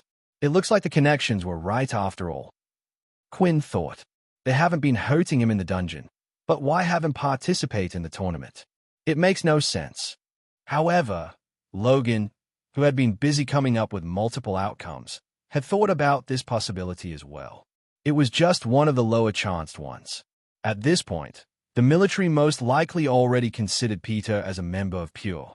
Not only had a video been made confirming this detail, but the fact that he re-infiltrated using a transformation skill was like a double confirmation in their eyes. The only reason why they would want Peter to be in this fight was if they thought Pure was watching.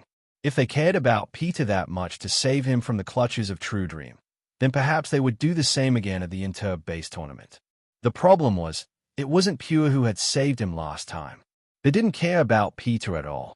What this also meant was Peter wasn't out of the woods yet. The fighting tournament would be the stage to show all of the Pure members what they were doing to their colleagues. After all the participants were called out, the contenders were all shipped off together and headed out first. Following General Mike, Layla decided to stay close to Peter. She didn't know any of the others and wanted to learn more about what was in the dungeon. This was because part of her mission at the military base was to find out information about the dungeon. "Hey, Peter, are you all right?" Layla whispered. Before Peter could even answer, one of the soldiers escorting the group by their side got in between the two of them.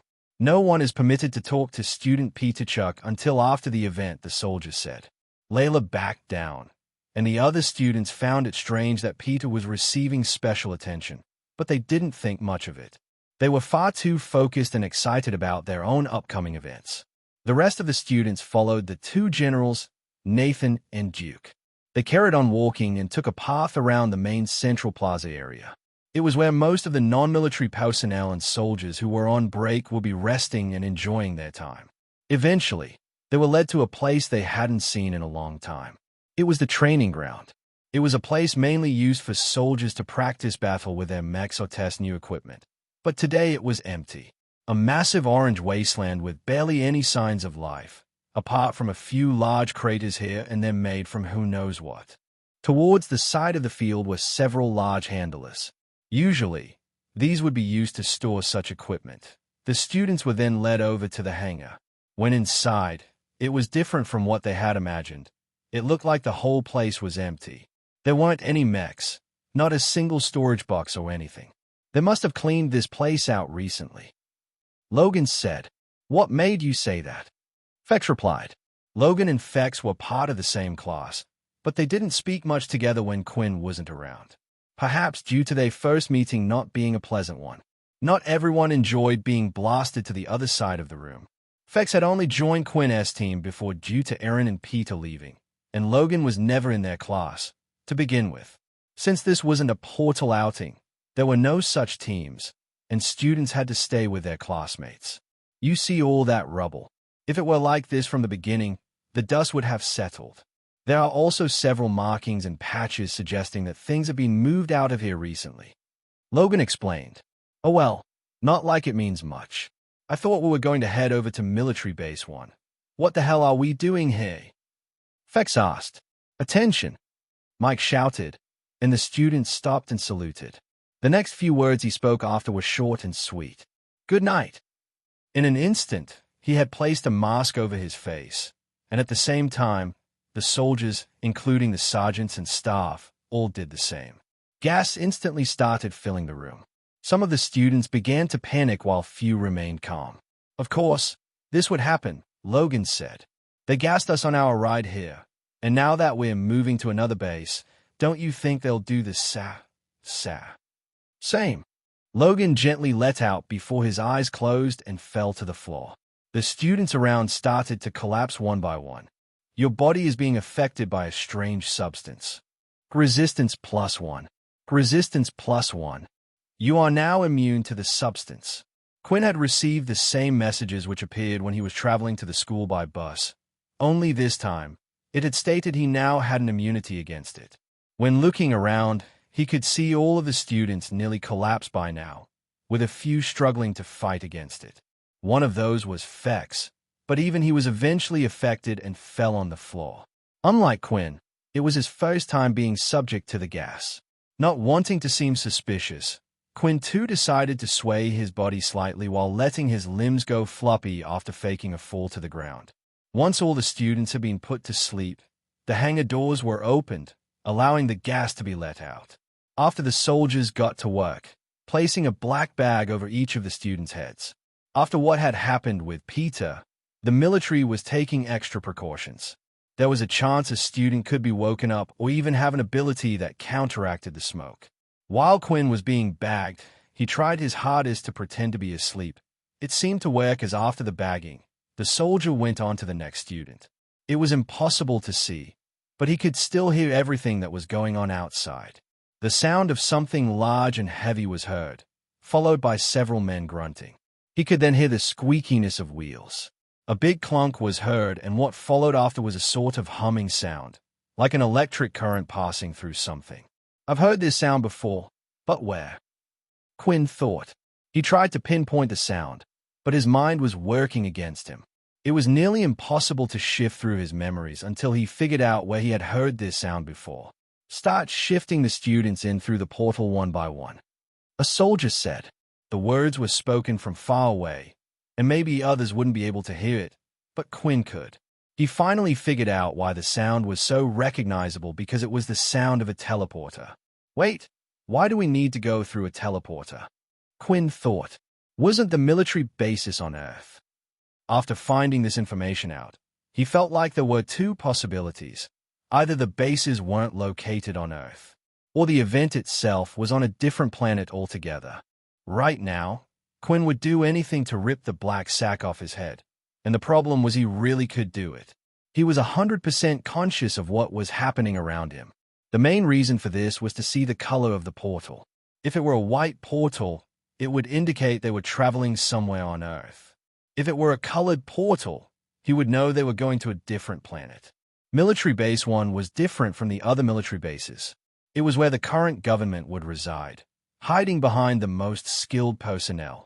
It was also where the leaders would gather and was the only base that didn't have a school campus. The place and locations of all military bases were kept secret to the students during their time at the academy. This was to stop information from being leaked outside. This included the smaller factions on the outside world that didn't quite agree with the military's doing. This is why Quinn thought it would make sense for the main military base to perhaps not to be situated on Earth. However, he wasn't able to find out, or at least, not today, because before he could think of any way, his body was lifted and chucked into the portal to the destination on the other side. Asterisk, asterisk, asterisk, asterisk. Over at one of the other military bases, a school was also getting prepared to send all their students to Military Base 1. Nate was at his desk, sitting down, staring blankly at the pieces of paper lying in front of him, while the other students were busy packing away their things and getting ready for the tournament.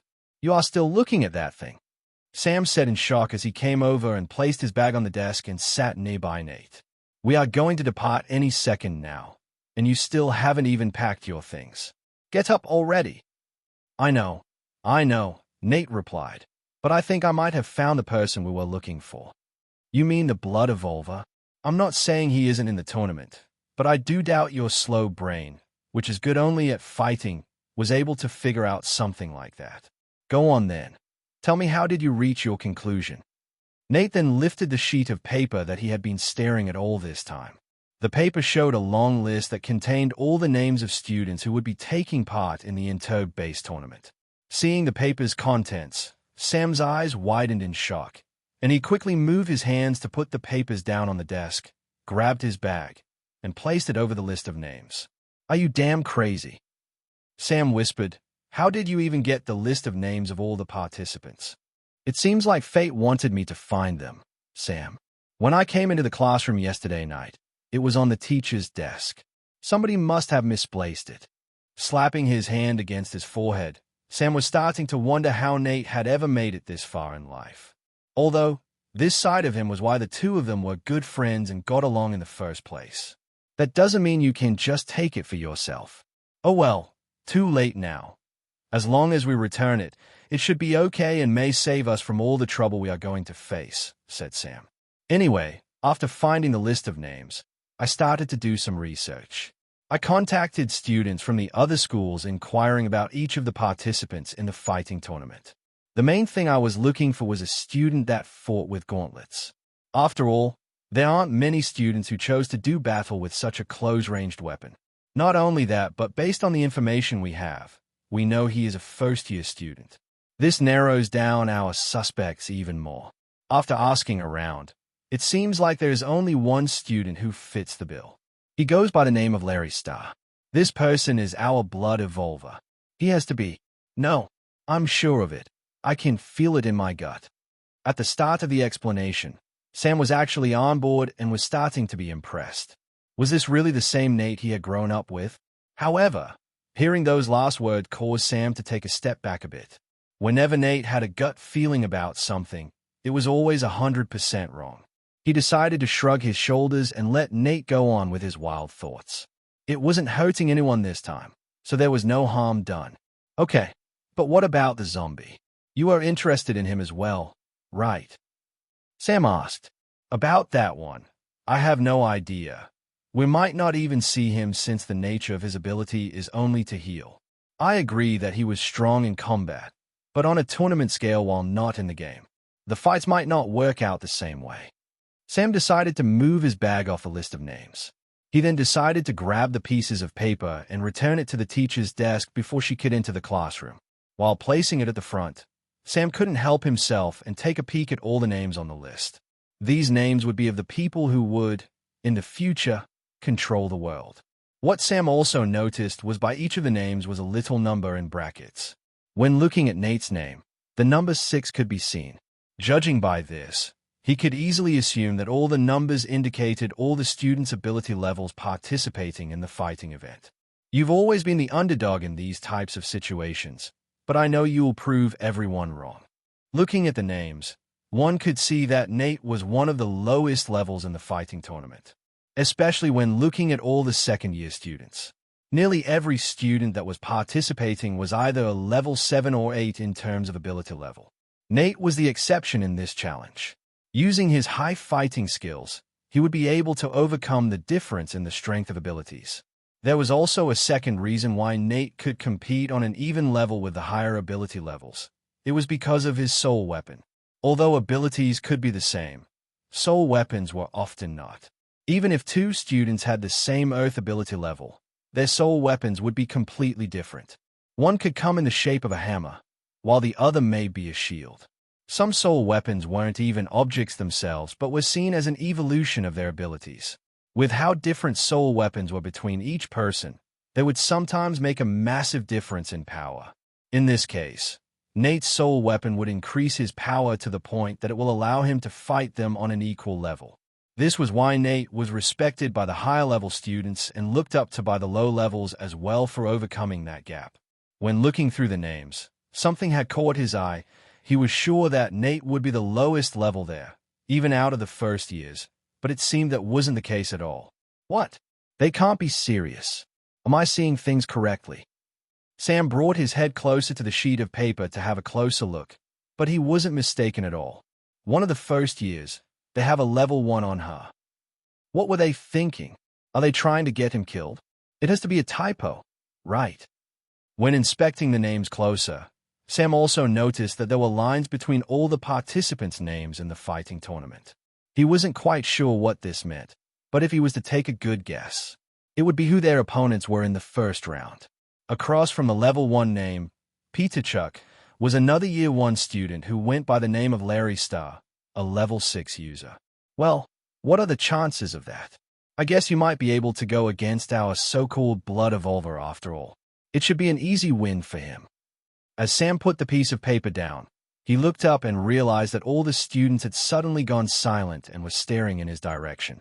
Finding the whole thing strange, he tried to turn away when a slender body came in his view. Now, would you like to tell me what you were doing with that piece of paper? Silver asked with a smile. The temptation to peek at the color of the portal was killing Quinn. However, he decided to keep the black sack covering his face. After all, it wasn't worth it. There was no need for him to worry about where the first military base was. Actually, he didn't really know why he was getting a little obsessed over it. It wasn't like he was working for Pew or the Dalkey that would have done anything just to obtain this type of information.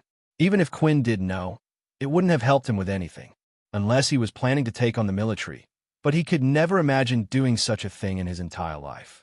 The second his body passed through the portal, he could feel the strange sensation that would usually occur. It felt like your mind was melting. The experience wasn't all that bad, but the imagery was certainly strange. He was actually surprised that when passing through the portal, this strange sensation didn't wake up the other students. This also meant that the gas, or whatever was used to knock them out, was strong enough to disable them. As he thought into it a bit more, he was kind of surprised that it was able to place Fex asleep. Having decided to not take off the black bag, once through to the other end of the portal, Quinn continued to pretend to be knocked out. His body was chucked and moved, gently sometimes by some, and quite rough by others. As they continued moving about, he consistently heard strange mechanical sounds around him. It was driving him a little crazy since he was trying to picture what was outside by only using his ears. I wonder how Leo does it.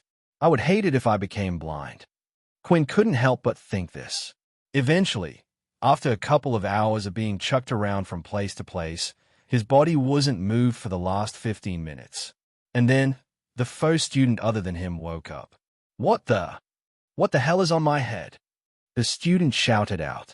Despite opening his eyes, the only thing he could see was the color black. The thought of the world being taken over entered his mind. This caused him to start screaming. I'm sorry. I'm sorry. Please don't kill me. The student continued yelling before feeling a bump on the back of his head. Calm down, will you? You just arrived at your destination, the soldier explained as he took the bag off the student. Because of his screaming, it managed to wake up quite a few students. Very slowly, every one of them started waking up. Please remove the bags from your heads and stay where you are until further instructions have been made. The voice was recognizable and it seemed to come from old General Mike. All of the students did as instructed and removed their bags, and for the first time in a while, they could finally see. The students were slightly confused as to where they currently were. There was no clear sky, and all that could be seen around them was metal. 1,000 students all stood on a clear open space with the generals at the front of the large room. Are we still in the hangar? A student asked. Quinn couldn't blame the student for thinking that because it really did look like they had never left the hangar in the first place. However, only he knew that they had gone through a portal. All of a sudden, the sound of something coming from behind them could be heard. The pressure head was released and the light started shining through. When the students turned around, they could see the sides of whatever they were in opening up and a metallic platform stretching out. It eventually hit the floor. There was a good 10 meters from the opening before the platform had touched the ground.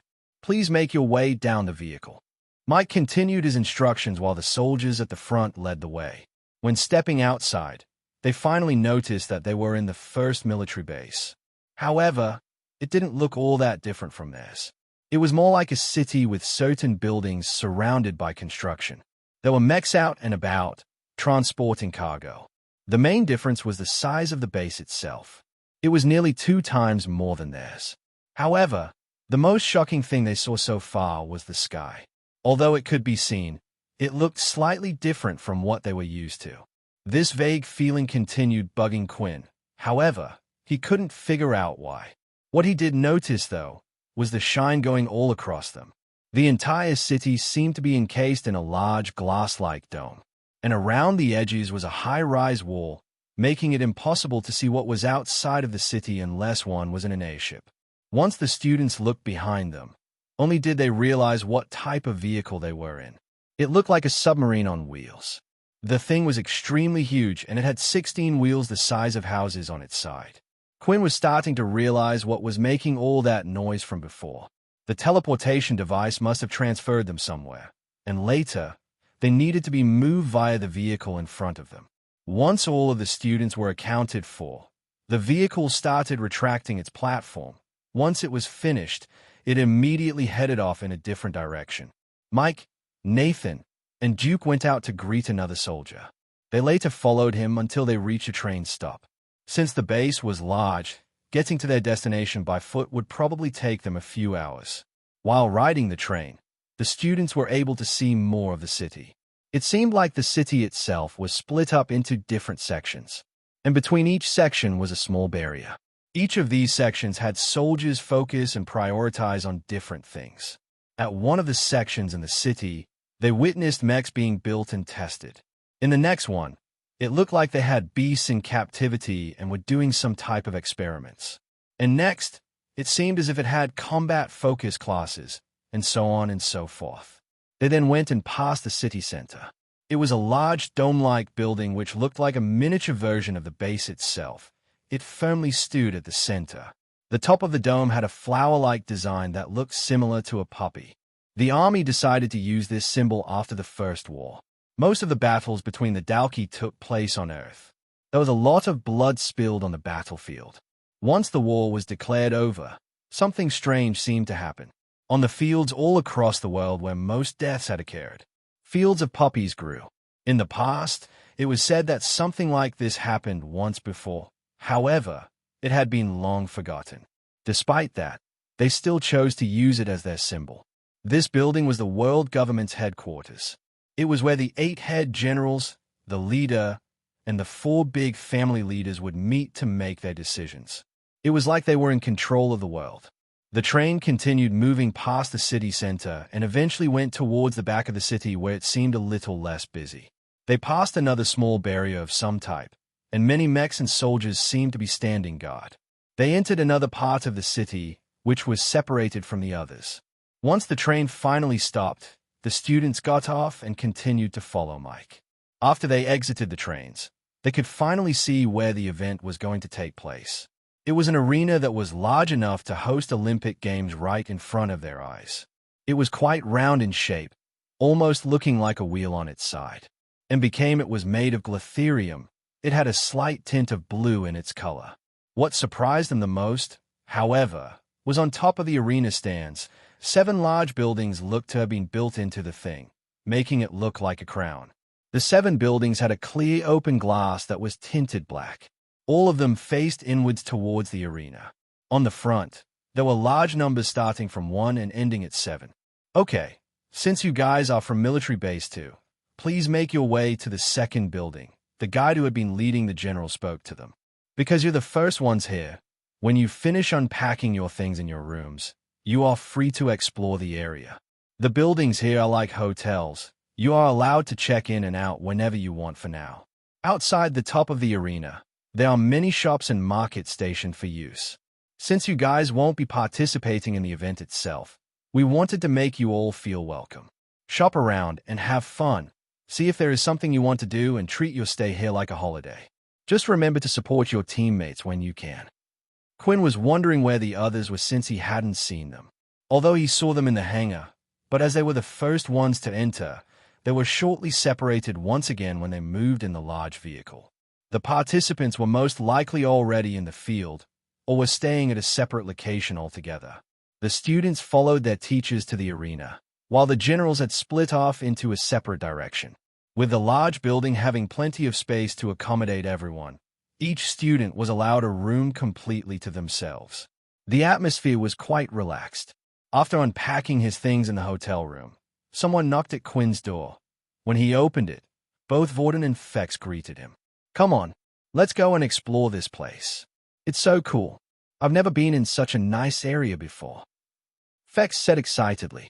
After shutting the door behind him, the trio went and explored the arena's shops. Meanwhile, at the train station, another train just arrived, bringing in another set of students from another military base. One of the first people to get off the train was Teacher Silva. The contestants taking part in the inter-military tournament were taken to the arena ahead of time. This was because the participants would be going through some additional checks that the other students didn't need to do. The other reason was so they could be informed of each event's rules and clarify how each event would work. After all, not all events would be as simple as a knockout tournament. They were all taken on a separate train that was heading to the arena, a participant-only train. Each carriage was separated into each military base full of the 2nd year and the 1st year students. Although some of the second-year students had been through this before, there was still excitement that could be felt through the air. It was an event that only happened once a year. In a way, this was their chance to show their skills to potential factions as well as get a head start if they were to join the military in terms of ranks. Perhaps even find a mentor to train them, giving them a head start over others. Inside the second carriage were all the second military base participants, and sitting at the front seat with 2 guards by his side was Peter. The second-year students were also towards the back of the carriage and could see what was happening at the front. "Hey, did you see that first year?" a student asked. "Yeah, the guards haven't left his side. Do you think he might be that much of a threat that they need to keep an eye on him all the time? I heard some crazy first years tried going against us this year." Another replied. One of the second-year students was looking for that exact student the others were talking about, Momo. Ever since the incident with Vorden in the assembly hall, he had decided to keep his involvement on the down low. For some reason, during his fight with Vorden, even though he had the upper hand against him, he had to go all out, even using his soul weapon. Something was telling him there was still a chance he could have lost that fight. During that fight, some frightening things happened. One of them being Vorden cutting off his arm. When thinking back to the battle, Momo thought if he would have ever been able to decide that, and even if he did, whether or not he could have gone through with it. There was something wrong with the first-year students that just didn't fit right. Momo wasn't participating in the fighting tournament, but was looking forward to seeing the full strength of Vorden. However, when he didn't spot him on the train, he was incredibly disappointed and instead saw Peter taking his place. The student they had bullied and forced to go against Vorden.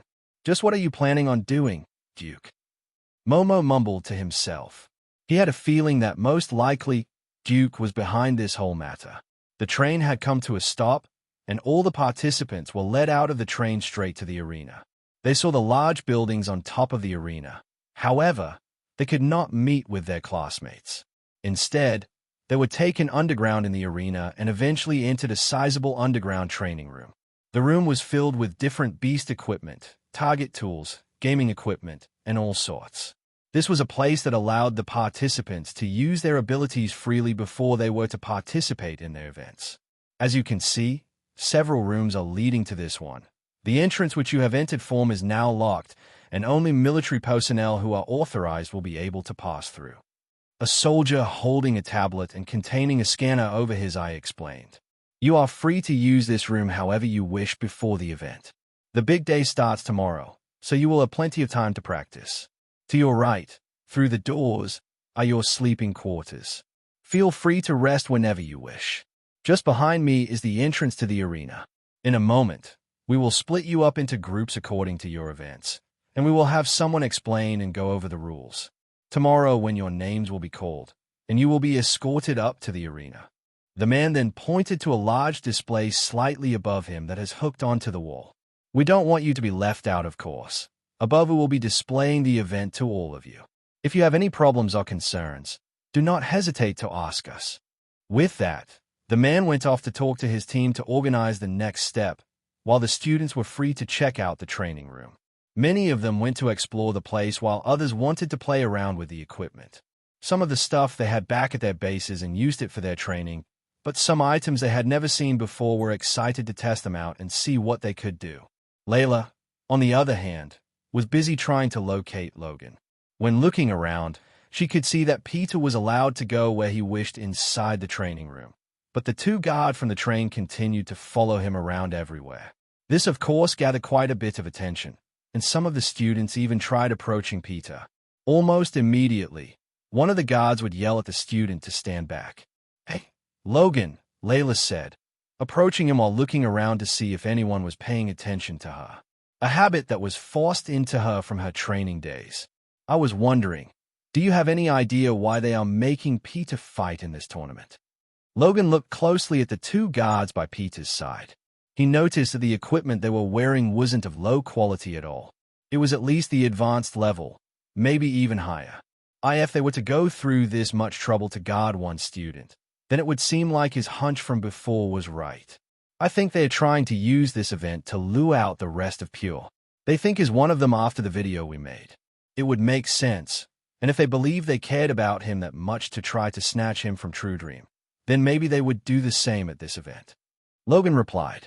Hearing this, the sick feeling in Layla's stomach had returned. If that were the case, they would be heavily keeping an eye on Peter, and there might not even be a chance for them to try to save him. Thinking about this, Layla thought about whether or not she should try to get Pure involved. She knew that Peter wasn't a part of Pure. Still, if she were to put a word to her mother, maybe she would help her. Although this thought didn't last long, Layla was currently a rank 100 agent, and she had already called in a big favor from her mother last time. It was unlikely her mother would risk the whole organization for this once again. Knowing this, she was too afraid even to ask. I'm sorry, Peter, there's nothing I can do. After about half an hour of the students exploring the training area, they were called and huddled up once again. This time, they were divided into groups based on the events they would be participating as they were told they would before. Logan was placed into the crafting event, Layla into the arranged event, while Peter into the fighting event. The three of them were now separated from Peter even further. Each group was led to a different section of the room where a soldier would explain the event's details to them. The three main events had the most participating students since one student was required from each homeroom class. 10 students from the first year and 10 students from the second year. With the 7 schools participating, that meant there were 140 students per main event. In the fighting event, while the soldier was busy explaining the rules to everyone, everyone's attention was focused on one person. Peter, who still at this moment had the 2 guards by his side. It was clear to them that he must have been such a dangerous event, but now that Peter was closer to all the participants, they could spot something on his wrist. The fact that his level on his watch indicated he was only a level 1. How is that possible? Wait, how is he even in the tournament? The students wanted to question it and ask, but the soldier up front was busy explaining the rules and processes to everyone, and they knew better than to interrupt. Oh, so it looks like Sam didn't misread that name list. There was a level 1 student in the fighting tournament. Nate said. Unlike the others, Nate wasn't too interested in the mysterious figure. He was far too busy trying to figure out of all the participants here, which one was Larry. The Bloodevolver. Right now, the students didn't have their best equipment, so it was hard for him to tell. And that's about it for the fighting event rules. Now what we will do is go around and take a stage name from you all. This name will be used to announce you before you enter the arena. Try to pick a name that will strike fear and be remembered by all. After all, not only military personnel will be watching this. Many top-tier factions have been invited to this event as well. After the explanation was over, several soldiers went around with tablets held in their hands, gathering each student's required information. Finally, one of the staff had arrived at Peter. What would you like your ring name to be? He asked. Peter thought about it for a while. He too could tell the soldiers around him were of a higher class than their military base. If there was ever a chance for him to escape, he should have done so when he was alone with True Dream and the other soldiers.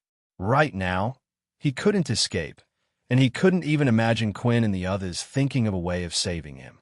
If he were going to be killed after this anyway, he would go down using all his strength. He wasn't just going to throw away the fight. This meant they would find out about his incredible healing abilities. If he were made into a lab rat, he wouldn't tell them anything about Quinn. He still had respect for Quinn for saving his life, and after betraying them once, he wouldn't ever do it again. Are you sure about your ring name? The man asked. It's sometimes nice to have a name related to your ability, or one that's easy to remember. I'm sure, Peter replied. Down on the man's tablet, the name Zombie was written, a name that, when revealed, would shock the other participants. With the event starting tomorrow, the students were free to do what they wanted for the rest of the evening. There were no strict requirements and even no curfew for the students, which was a first. It truly did feel like they were on a week trip to watch a grand event. Never had they ever been treated like this before. The only rules that were put in place were for students to not leave the arena. Not that it was possible anyway. The arena was located in a separate part of the city, and the only way to get to it was via train, which would go through several different barriers. When stepping off the train, they all noticed the mass amount of security. Leaving this place seemed to be a lot harder than breaking in. However, after living in luxury, There really felt like there was no reason for them to try to leave anyway. The three boys, Quinn, Fex, and Vorden, had left the hotel room and headed down to the top of the arena. Just like the guide had said, the top of the arena was mostly flat and filled with all kinds of stalls manned by staff. There were coffee stalls, food places, VR games, and all sorts. But what interested most of the students was the equipment stalls. Some of these sold different types of beast gear and armor, as well as items that would go hand in hand with certain abilities while fighting. The boys decided that they would walk around the entire circle, looking at all the shops before committing to buying anything. It was always horrible when one would see something they liked in a shop, only to find something better or cheaper in the next one.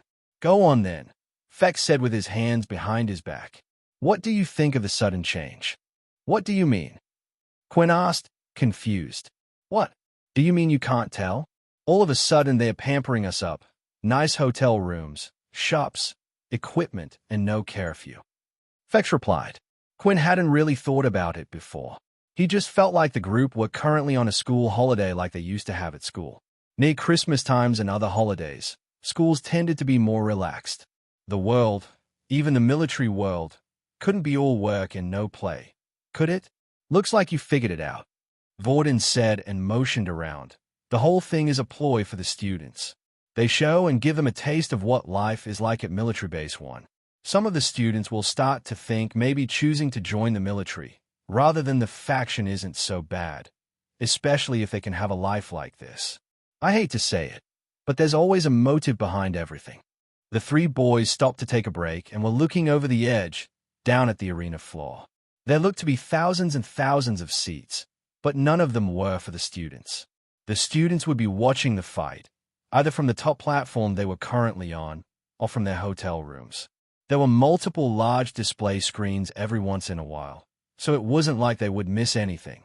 The seats themselves were for all the different factions from Earth and other planets. They had been invited to see the future generation display their power. It was a good chance for the military to show the world that it was necessary to continue to draft teens into the army, as well as for factions to try to get future talent. "Maybe it's a good thing I'm not fighting," Vorden said. Although these words were spoken quietly, with Fex and Quinn's hearing, they both had heard him say these words and were wondering what he meant by them as he looked at the crowd of empty chairs. Unlike them, Vorden was a talented individual, an original from a good family but not one of the top 4. If he were able to display his strong skills and abilities, he would easily be scouted into a top faction, Quinn thought. His life would be set, and he would have nothing to worry about. So it was strange to see Vorden kind of relieved that he wasn't fighting. The three of them continued walking, and having already done a full circle, they had decided which shops they wanted to stop by. For Quinn, what he truly wanted was a stronger, better set of gauntlets to use. His intermediate pair wasn't good enough. However, when looking around, there was barely anything above the intermediate level. Most equipment at the advanced level or higher would have to be hunted for, or one would need to hire travelers to gather the materials for them. There were a few items, but none that matched what Quinn was looking for. Still, with only boots and gauntlets, there was no harm in increasing his equipment in other areas, one of these being defenses. The best piece of equipment to get would be a type of chest piece. This covered the largest area, and when using his inspect skill, Quinn also found it gave him the most defense points. When walking around this time, they noticed a lot more students around than before. This was because all of the other military bases had arrived by now, and they too had left to explore. They entered a few shops, and Fex was the first to buy some items. He purchased very small knives that were as large as a finger and had a little ring just underneath the handle. Knowing that he had a string ability, Quinn could imagine Fex being able to do great things with those weapons. While Vorden didn't purchase anything but instead stared at 2 short swords on the wall. Seeing this, a memory came back for Quinn. He had asked Vorden a long time ago if he was to use a weapon, what type of weapon it would be, and he had replied with a pair of short blades. Vorden didn't use beast weapons much, as he seemed to favor elemental abilities, and most elemental ability users didn't really use beast weapons, but still had plenty of beast gear. After inspecting the stats of the swords on the wall, and looking at the intermediate blades in Quinn's system shop, he realized how much better the weapons in his shop were. "Don't buy those," Quinn said. Don't worry, I'll get you something nice soon. Vorden smiled, and the three of them left the shop to head off to the next one. The next shop was a place for Quinn, a shop that mainly focused on armor. A piece had caught his eye before, an intermediate piece that was dark blue in color and had a silver trim going around the edges. After selling his crystals from the last portal expedition, he now had a total of 4,440 credits to spend. The intermediate piece on the wall was 4,000 credits, so he had enough to spend, but was hesitating whether he wanted to clear his bank like that for one piece of equipment. Inspect. Intermediate Geo Rock Chest Armor. No active skills. All stats +1. Defense +20. There were similar priced items in the shop, but this was one of the only ones that increased all stats. Other pieces of equipment improved strength more, while giving no stat points to other areas. But this was well balanced. On top of that, it had the most defensive points of the lot. Quinn still hadn't figured out what defensive points really did. His gauntlets gave him 8 while his boots gave him 4. If he had the chest piece on top of that, he would have 32 points of defense. Even if he didn't know what to do, the higher number was always better, right? After thinking about it for long enough, he finally had decided to go through with the purchase, reaching out his arm. As his fingertips pressed against the right chest plate, another hand was seen pulling it from the other side. The student to his left turned and looked at Quinn. The first thing that he noticed that stood out to him was the wristwatch, indicating he was a level 1 ability user. After seeing this, the boy immediately let go. Please go ahead and take it. The boy said, You grabbed it first. Actually, you were a little faster than me. You go ahead. Quinn said. With his eyesight, he was able to tell the boy to his right was only a fraction of a second faster at grabbing the plate. He had no right to claim he grabbed it first. No, please get it instead of me. I insist I don't need it. The boy replied back once again. The two of them continued on like this, while Vorden and Fex stood back and couldn't believe what they were watching. I guess this is what happens when you have two nice people, Fex said. Nothing gets sorted. You think Quinn's nice? Vorden asked him. Fex thought about it for a while. Most of his interactions with Quinn were nice ones, and after saving his life, he had no other reason but to think he was a nice guy. You don't? Fex replied back. Vorden didn't reply back, but he didn't agree about Quinn being nice. He didn't think he was a bad person, but didn't think nice was the right word. Eventually, after going back and forth, Fex was fed up with watching and snatched the chess piece, handing it over to Quinn. Just take it, man. I want to continue shopping. The boy smiled, indicating he was happy for Quinn to take the piece of armor. But before purchasing for the item, Quinn wanted to get the name of the student, hoping maybe he would return the favor back to him one day. What's your name? Quinn asked. The name's Sam. A 3095 HP. The system message appeared in front of Quinn's face once again. It was a constant reminder that his health continued to decrease, not that he needed the reminder anyway. Whenever the system message would appear, he would have shooting pains rush through his head and stomach moments before it. His inside felt like they were trying to tear each other apart, and his brain felt like someone was reaching inside and squeezing it. This feeling usually lasted for around 5 minutes before Quinn was able to suppress it. Hey, are you okay? Sam asked. You don't look too good. Fex quickly came over to Quinn's side to give him a helping hand. He was the only one who actually knew what Quinn was doing, as he had informed him beforehand. Vorden knew something was happening but wasn't aware of the truth, and decided to let it be, figuring out that it was most likely some vampire-related business. Quinn handed over his money card and gave it to Vorden to complete the purchase at the desk. The 400 credits were exchanged, and the equipment was placed in a fancy metallic suitcase. By the time Vorden had returned with the item, Quinn had mostly recovered and gotten over the pain. Well, I hope you start feeling better, said Sam. I'll see you guys at the tournament. Maybe we can meet up and watch it together. Sam didn't have many friends at his own military base, being quite the low level himself as a second year.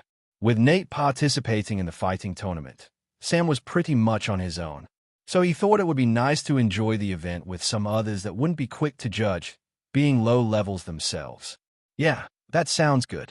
Quinn managed to crack out a smile as the last bit of pain started to fade to the back of his mind. The four of them left the shop together and were ready to part ways as they continued to explore. As soon as they took a few feet away from the shop, a strange feeling was felt on each of their necks, as if their hairs were standing on end. "We're being followed," Fex whispered. "I know. A group of 5, Vorden replied. The 3 boys weren't the only ones that noticed this. When Sam turned around to check on the 3 boys, he could also see that a group was strangely following them from behind. What are they planning? Sam couldn't help but decided to get involved. He knew if Nate were here, he would have tried stopping whatever was about to happen. As expected, the group of students suddenly decided to appear and block the 3's path.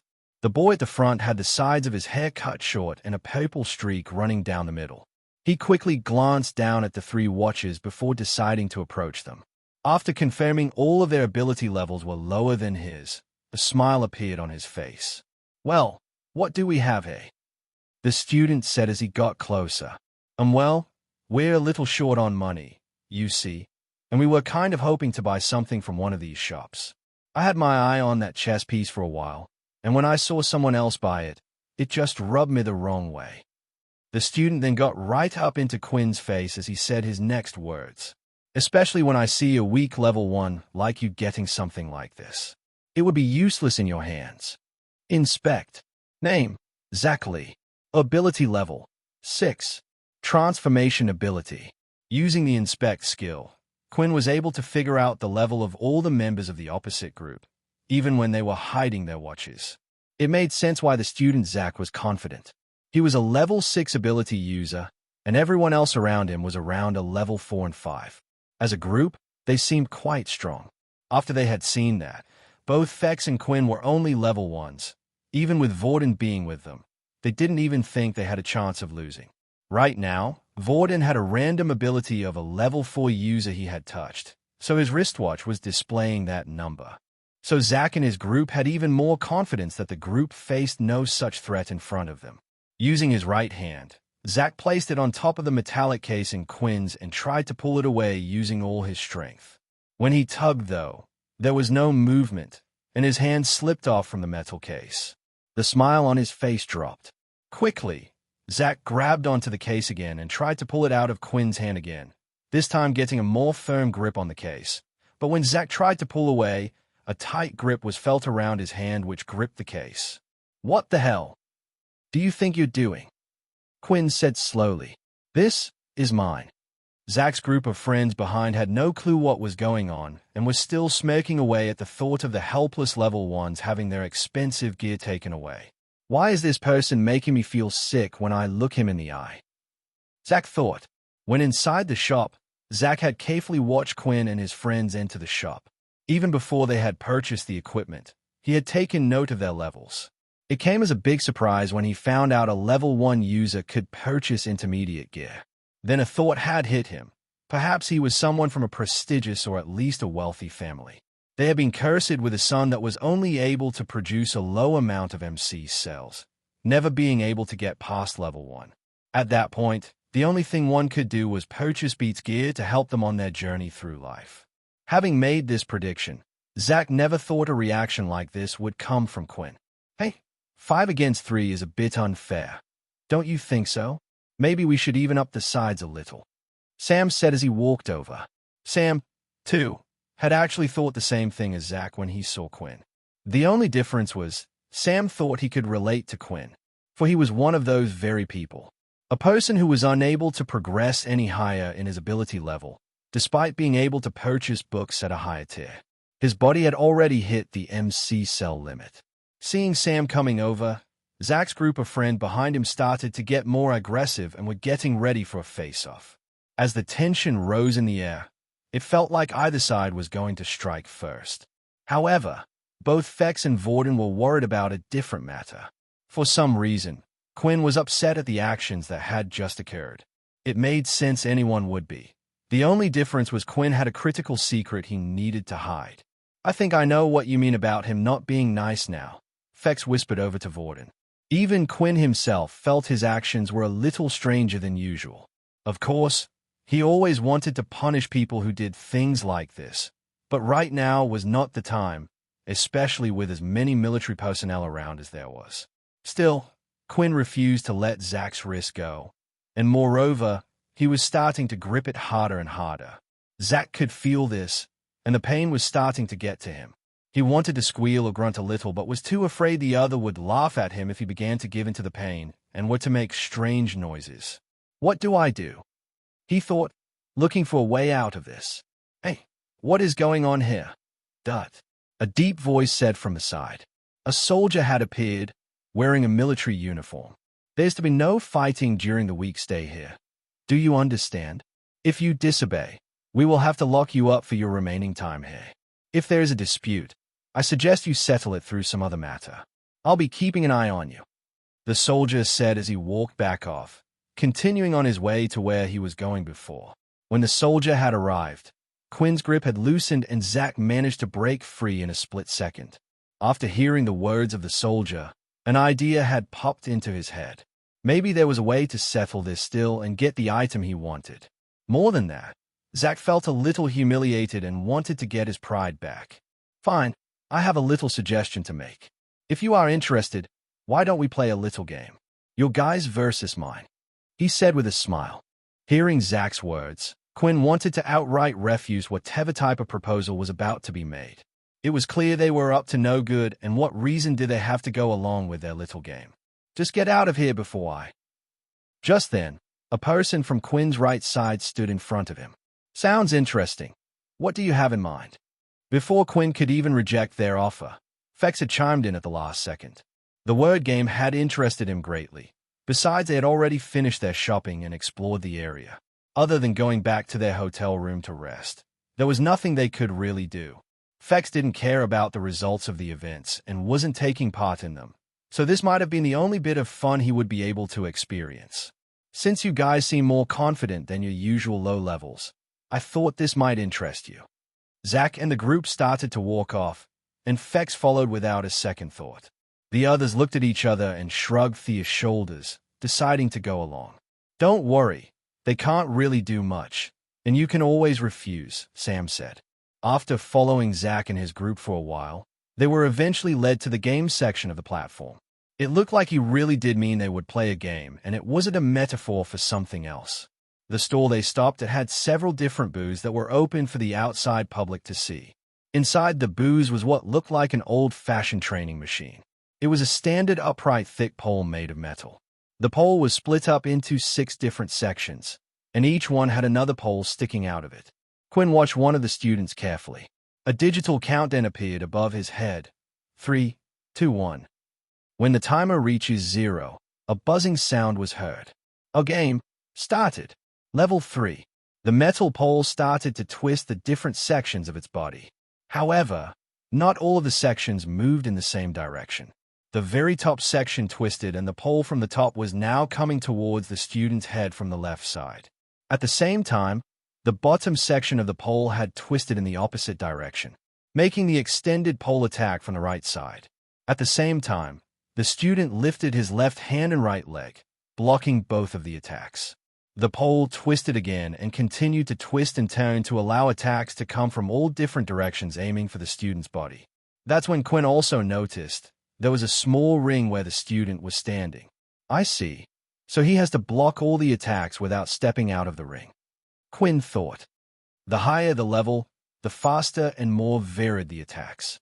My suggestion is we bet that beast armor of yours by playing the game, said Zach. Each person here will count as a life for our team. The first person will start at level 1 and keep going up until they are eliminated. Then the next person from the team will start from the level they have left off. Then whichever team finishes on a higher level wins.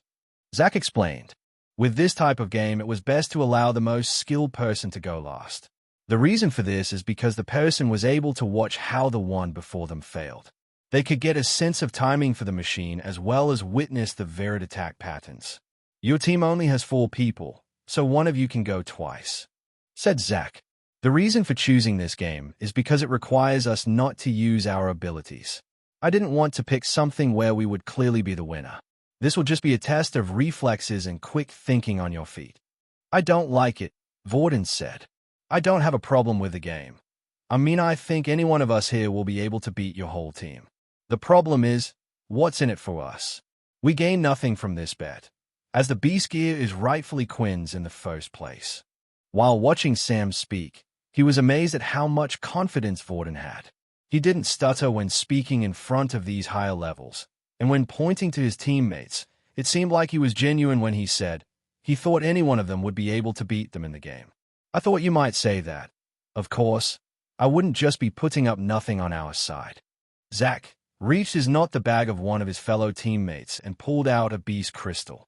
It was slightly clear in color, and after Quinn used the inspect skill, he was able to tell it was an intermediate beast crystal. The intermediate beast crystal, compatible with an item from the shop. After using his inspect skill, though, another message that he hadn't seen before had appeared. After selecting the message, the system immediately took him to his shop, showing him a single short sword. One of the swords in his shop required this very crystal to be crafted. The weapons from Quinn's shop were of higher quality than one could find on the marketplace. The problem was, nearly all of the weapons on it required him to gather specific items to create them. As he was still a student, he was unable to go traveling to other beast planets to hunt for these things. For now, he decided he would just leave it for the future after he had left the school. Coming across one of the materials to create a weapon was a golden opportunity for him. "We'll play your little game," Quinn said. "Excellent," Zach replied, not doubting for a second they were going to lose. Outside of the arena on the bottom floor, Leo stood outside. He had just come from the underground area after checking on the participating students. The real reason why he was there, though, was to check on Peter. He had a hand in helping the students during the matter with True Dream. There was a chance that using their strange and strict methods, the military would find out he was also involved in the case. He wasn't worried, but at the same time he had to prepare for the worst.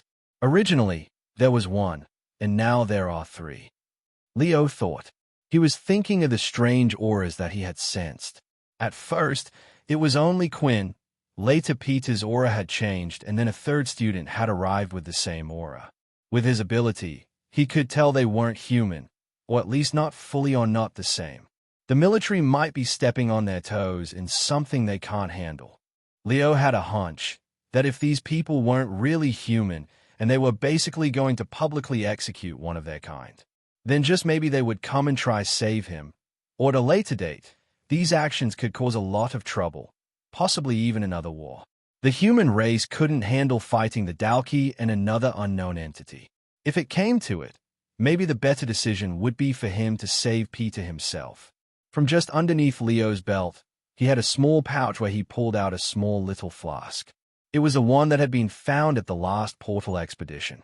He still didn't know who it belonged to, but he did know it was a strange and powerful item. The aura surrounding it was similar to his own weapons. For a simple flask to be made out of high-quality beast material would be a waste. It had to be something special, he thought, thinking that he might have missed something or special use for the flask. Unscrew the lid from the top of the flask. The contents inside the flask remained the same, as Leo didn't want to throw it away.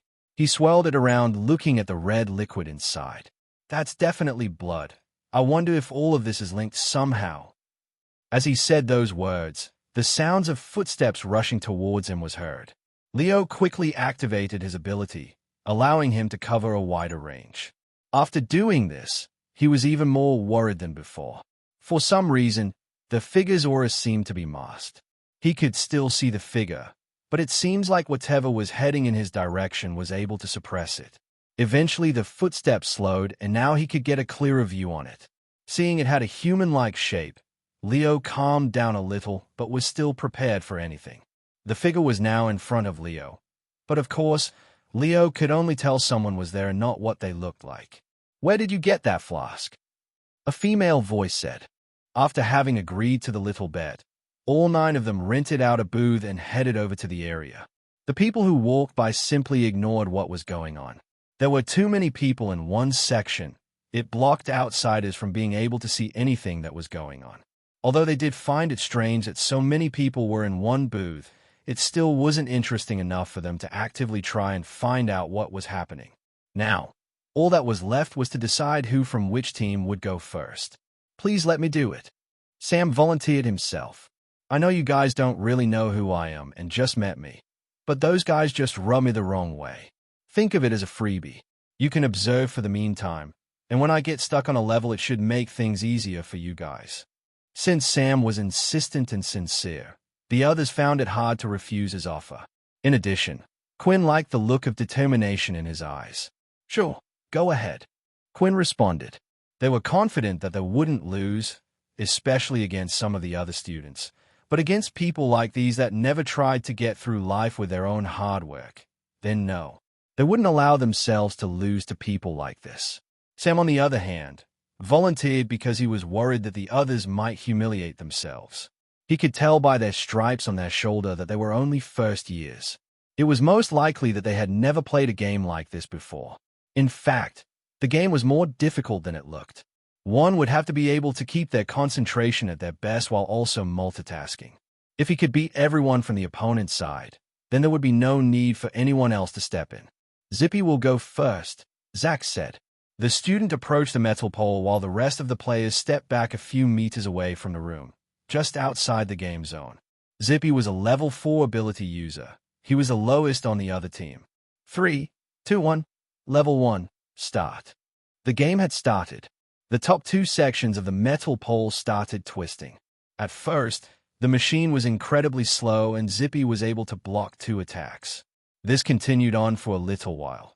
Quinn noticed that only 2 parts of the machine were moving. This was due to the machine only being set at level 1.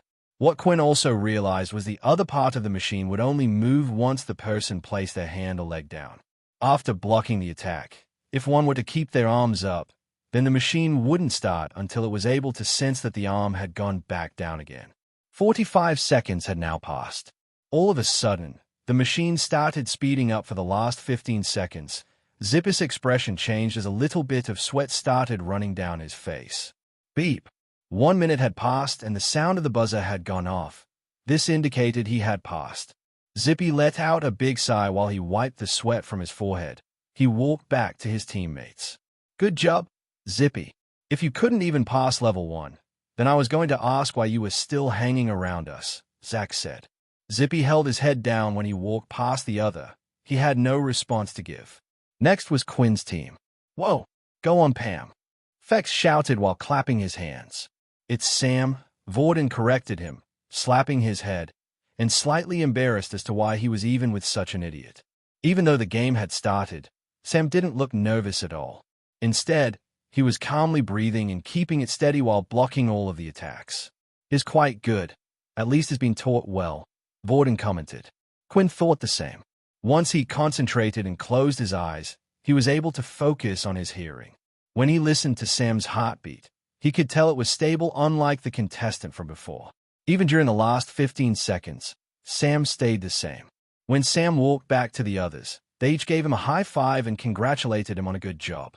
"Fut! Look at them, celebrating when they only passed level 1. They're acting like they've already won," Zach said in an annoyed tone. It was Zippy's turn once again. This time, he was on level 2. On this level, 3 of the different sections started moving. This caused the player to also move up and down, blocking the attacks not only to their head, but also the ones headed towards their body. Zippy was doing well so far with only 15 more seconds to go. Just like last time, it sped up in the last quarter. Zippy blocked the first 2 hits and lifted his hand up to block an attack to the left of his face, and then another to his right. This was when the others started noticing something wrong. Although the machine's strikes weren't all that powerful, but if the attack wasn't properly blocked, it would still hurt. It was quite similar to someone giving a soft padded punch, especially since the bars themselves were covered. Yet, for some reason, Zippy's hands were shaking. When the 3rd bar swung towards the right side of his rib, Zippy hesitated since he thought back to the words Zach just said. His concentration broke and it ruined his form. His movements became as erratic as he was nervous. This slip-in was more than enough. He was just a split second late in blocking the blow heading towards his ribs. Beep, beep, beep. Game over. As he walked back to his team, he hung his head in shame. He didn't even bother making eye contact with Zach. Zach too didn't say anything to him. It was a stupid mistake someone at that level should never make. In his mind, Zippy wanted to blame Zach for placing too much pressure on him. However, he knew that his words would be pointless. Now, It was time for Sam to go again. Just like previously, he dealt with the multiple bars coming towards him with ease. When the game started speeding up towards the end, his breathing was a little quicker, but it didn't batter. His pace was incredible, and it looked like he was playing some sort of rhythm game. Beep. Level 2. Completed. Instead of heading back to the others, Sam remained in the game room. This was because of their agreement beforehand. After another member from the opposing side was eliminated, the other one would stay and go on to the next level. Like this, the other team would have a slight advantage. This was how the game worked. For example, Zippy lost for being hit in the ribs. By seeing this, Sam would be able to observe and dodge the same strike. Not that it would have helped much at this stage anyways. Level 3. Begin. The machine started once again, and there seemed to be a big jump in difficulty from level 2 to level 3. All 6 of the sections were moving this time. Having just completed the last round, Sam was a little tired. However, he still managed to persevere by blocking each of the bars. When the last 15 seconds came, the machine's speed looked like it almost doubled. Left block, right block, knee raise, right block again, elbow down. Sam thought about every move, but this was his downfall. Since he had enough time to think about everything he was doing, it worked out for him. Now that the attacks were too fast, he forgot to breathe as he was too focused on thinking and blocking. And suddenly, he needed to gasp for air. When taking a deep breath, a bar came swinging out and whacked him on the face. Game over. Sam looked disappointed in himself. He thought he would have been able to help out the others more. And yet, he was only able to eliminate a single player from the other team. He realized that playing this time of game on your own and as a team was a little different. When you were on your own, you could start the same level again while remembering the speed and attack patterns. You could easily get better and adjust to the game's leave. It wasn't that Sam couldn't pass level 3, but he would have needed to play it a couple more times before being able to do so. With the team mode, they only had one chance. Each player only had a single life. "I'm sorry, Dut," Sam said as he walked back to the others. "Don't worry about it. I learned quite a bit from watching you," Quinn said, not taking his eyes off the machine. Sam felt like it was all over after realizing the difference in playing as a team and as a single player. He never imagined that they could win anymore. Instead, he started praying to the karma gods, hoping that their opponents would get what they deserve and somehow lose the match. Another student from Zach's team walked forward and started the game. While Sam was busy playing the game, this student had been practicing off at the side while trying to match the machine's speed. Now that he had a good idea what the attacks would be like, everything seemed to work out for him. After the minute had passed, the game was over and they completed level 3. "All right, who's going next on your team?" Zach asked them with a sneer on his face. While clenching his hand into a fist like he was getting into a fight, Feck stepped forward. Time to show you how easy this little thing is." Before he could get into the game area, a hand appeared on his shoulder and pulled him back. "Let me take this one," Quinn said. For Sam, Zach, and the other team standing by the sidelines, it came as a surprise for them as to who was volunteering. The 2 people going at it this time were both level 1s. If this was an ordinary team, then Zach wouldn't have thought too much of it. After all, it made sense to allow the weaker one to go first. However, level 1s couldn't just be considered weak. They were beyond that. From the beginning, the only 2 people that the group focused on were Vorden and Sam. They even thought that the other 2 would have forfeited after knocking them out. Playing against level 1s was just a waste of time. But still, it looked like Fex willingly stepped back, allowing Quinn to take the stage. Vorden, on the other hand, didn't bat an eyelid at the level 1 making his way into the arena. Sam felt that maybe they were just letting everyone have a go at the thing, or perhaps allow Vorden more chances to see how the machine worked. Although their chances of winning were slim, but from the looks on their faces, they hadn't given up yet. Meanwhile, Zach was taken aback at the sudden situation. The very same student who emanated a huge amount of confidence before was still displaying that exact same amount of confidence right now. For some reason, he felt that it was natural that he tried his best in avoiding eye contact with Quinn. For a moment, he gave in to his urges and looked up. When his eyes met with Quinn's, he instinctively knew that this was a bad idea. A tingling sensation could be felt at the back of his brain, It was almost as if it was trying to burst out of his skull and run away. "What's wrong with you, Zach? Get it together." Quinn entered the game zone and took a relaxed stance while in the circle. The others felt like it was all a show. They simply couldn't believe why he was extremely calm. "He'll be out in 10 seconds, one of them said. "Oh, yeah? Do you want to bet for it?" "I reckon 30 seconds, for 10 credits, another replied. "You should be confident for a reason, right?" "I think 4 to 5, just before things start speeding up." "Zach, do you want to get in on this bet?" Zach didn't respond to them. Truthfully, he didn't want to tell the others his answer. Something was telling him that Quinn would be able to clear the entire thing. The game began, and the other group was carefully watching the timer instead of Quinn himself. They were all hoping to cash in their winnings. Once the timer went past the 10-second mark, a moan could be heard since one of them lost the bet. The seconds continued to pass by as it eventually crossed the 30-second mark. "I can't believe it." The game entered the final 15-second. Now that all of their bets failed, they decided to look at Quinn. However, as they observed him, they found things to be quite odd. It still looked as if he was just casually standing in the same spot. The bars came swinging out at him, and just as one of them was about to him at the very last second, he would be able to block the attack with his arm. He would retract his limb and then repeat the same thing at the rest of the bars. Watching Quinn do this was painful for Sam's heart. It was as if someone was walking on a tightrope.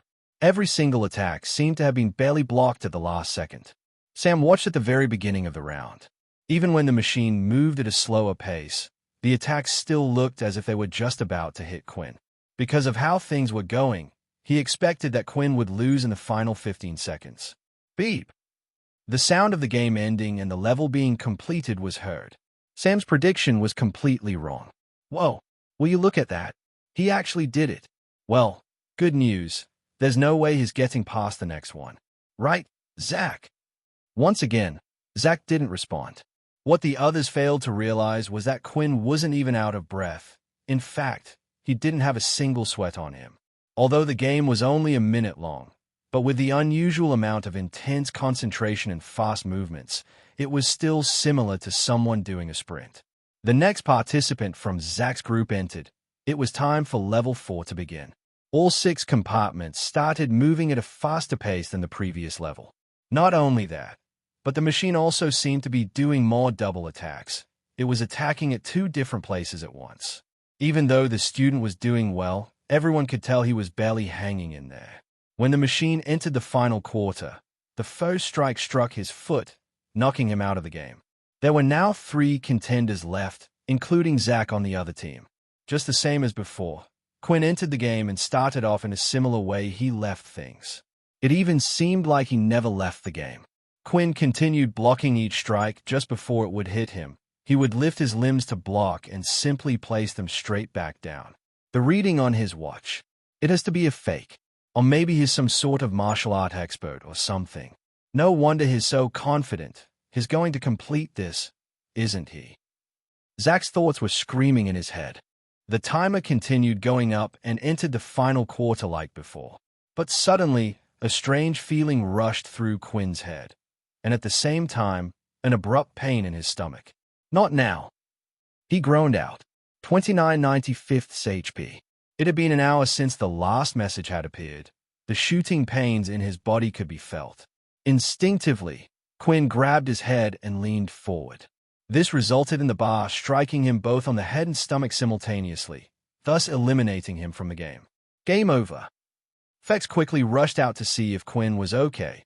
He realized what the problem might have been. "Hey, why don't you just rest? It must be tough going through what you're feeling right now. Just leave it to me. I can't handle these guys." Upon seeing Quinn lose, it was a relief to Zach. He didn't know what just happened, but someone must have wanted him to win this game. It was clear that Quinn was going to pass it the same way he did on the previous one. "I knew he would eventually lose. It was only a matter of time," the others commented. They misinterpreted the situation and simply thought that the game was too much for Quinn to handle. With Quinn knocked out of the game, it was time for someone from Zach's team to enter again. This time, the person managed to clear the level 4 stage. "Well, who's next?" Zach asked. Fex stood up and took the mantle. This time, he felt someone tug on his sleeve. When he looked down, he noticed it was Quinn. "You're going to do it again, aren't you? One of us can go twice, remember?" Quinn said. "Fine," Fex responded as he sulked his way back to the rest of his team. After feeling like he suffered an unjust loss, he wanted to finish what he started. Since Zach and his group decided to target him and had even gone as far as trying to snatch his newly bought equipment. If anyone was going to show them their place, it was going to be Quinn.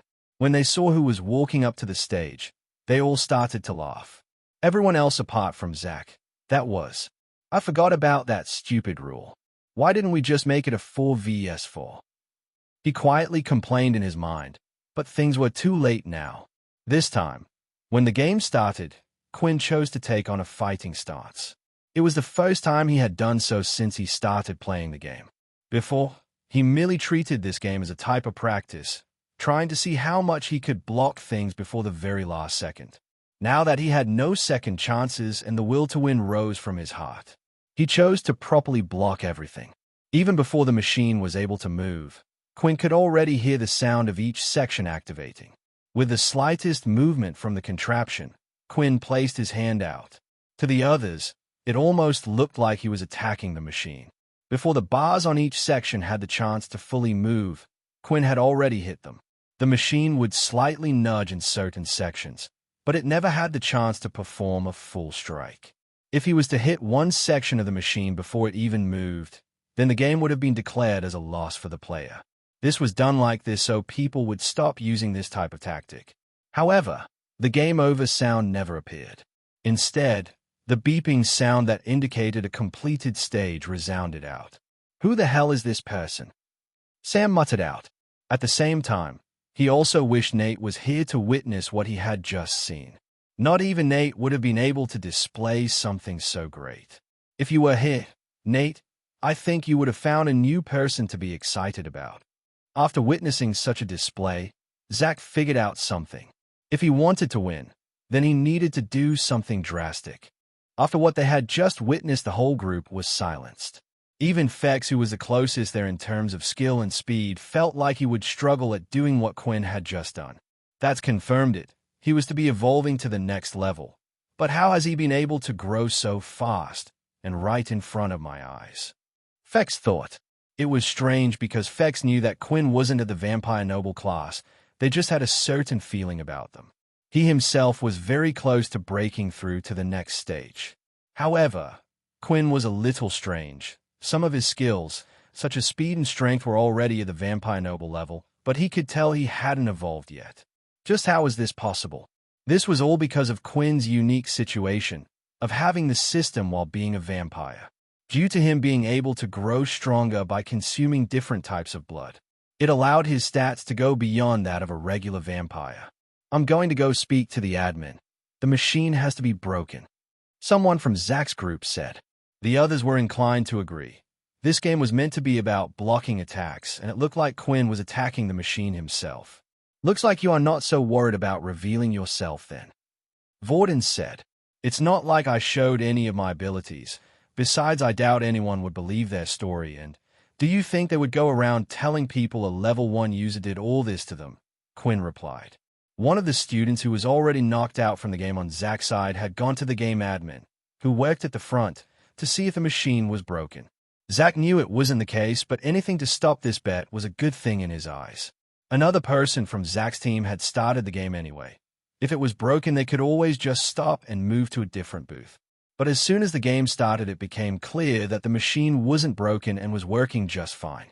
The students had expected the machine to be broken. The only way to complete the game like that was to hit the target as soon as he saw it moving to count it as a block. Due to him thinking this, he was slightly unprepared, and after just 10 seconds the student was hit and out of the game. There were now only 2 people left on Zach's team. Quinn walked up to the game once again and started. Zach was looking at him closely, and so was Sam, hoping to see another amazing display of skills. This time, there was no such thing, and Quinn just blocked the upcoming attacks from the machine normally. There was a little bit of disappointment from both sides as the game had ended normally. Quinn was frustrated after what had occurred last time, and to calm himself down, he wanted to perform at his peak. After calming down a little, there was no need, so he decided to play the game like normal. The others soon realized once again how impressive this was. The game was set at level 5, yet when Quinn was blocking the attacks, he made them feel like they were watching the game at level 1. He blocked them all so easily. Now that Quinn had passed level 5 on the machine, the 2 remaining students had to pass it as well, otherwise, they would lose the game. Zach's last teammate walked into the gaming area and had begun. Before, their team was full of confidence, always being the one in the lead. But now they had the added pressure that if they were to lose, then it meant they would lose the game. They were the current underdogs. How the hell did these crappy level 1s put us in this situation? The student thought angrily as he was whacked in both the leg and head and was out of the game. The only one left now was Zach. He clenched his fist and walked up to the gaming area. This was another reason why he had chosen this game. Simply because he had played it multiple times before and felt like he was better than the average person. When playing on level 5 previously, there was always a 50-50 chance that he would pass it on his first go. The game had begun, and Zach was fully concentrating on the targets coming towards him. He blocked the attacks with commitment, meeting them before they would fully reach their destination slightly. This meant he was getting hurt by the bars slightly, but he didn't care about that right now. Not hesitating as he blocked every single attack, the sound of the game over was heard to him. Level 5 passed. The cheering soon stopped, and the smile on Zach's face started to disappear as they saw Quinn confidently walk to the stage once again. They all no longer saw Quinn as the weak level 1, but instead as a monster at the game. Zach wasn't a religious man, but he started to pray to an unknown force hoping that something would happen. He knew he only had a 10% chance of passing level 6 himself. If they were both to fail, then the game would be declared a draw and they could both walk out of this pretending nothing ever happened. Level 6 start. Whack, whack, whack. The sound of the machine hitting against Quinn's body was constantly being heard as he continued to block each shot. While doing so, Quinn was starting to have a bit of fun, imagining multiple enemies trying to attack him.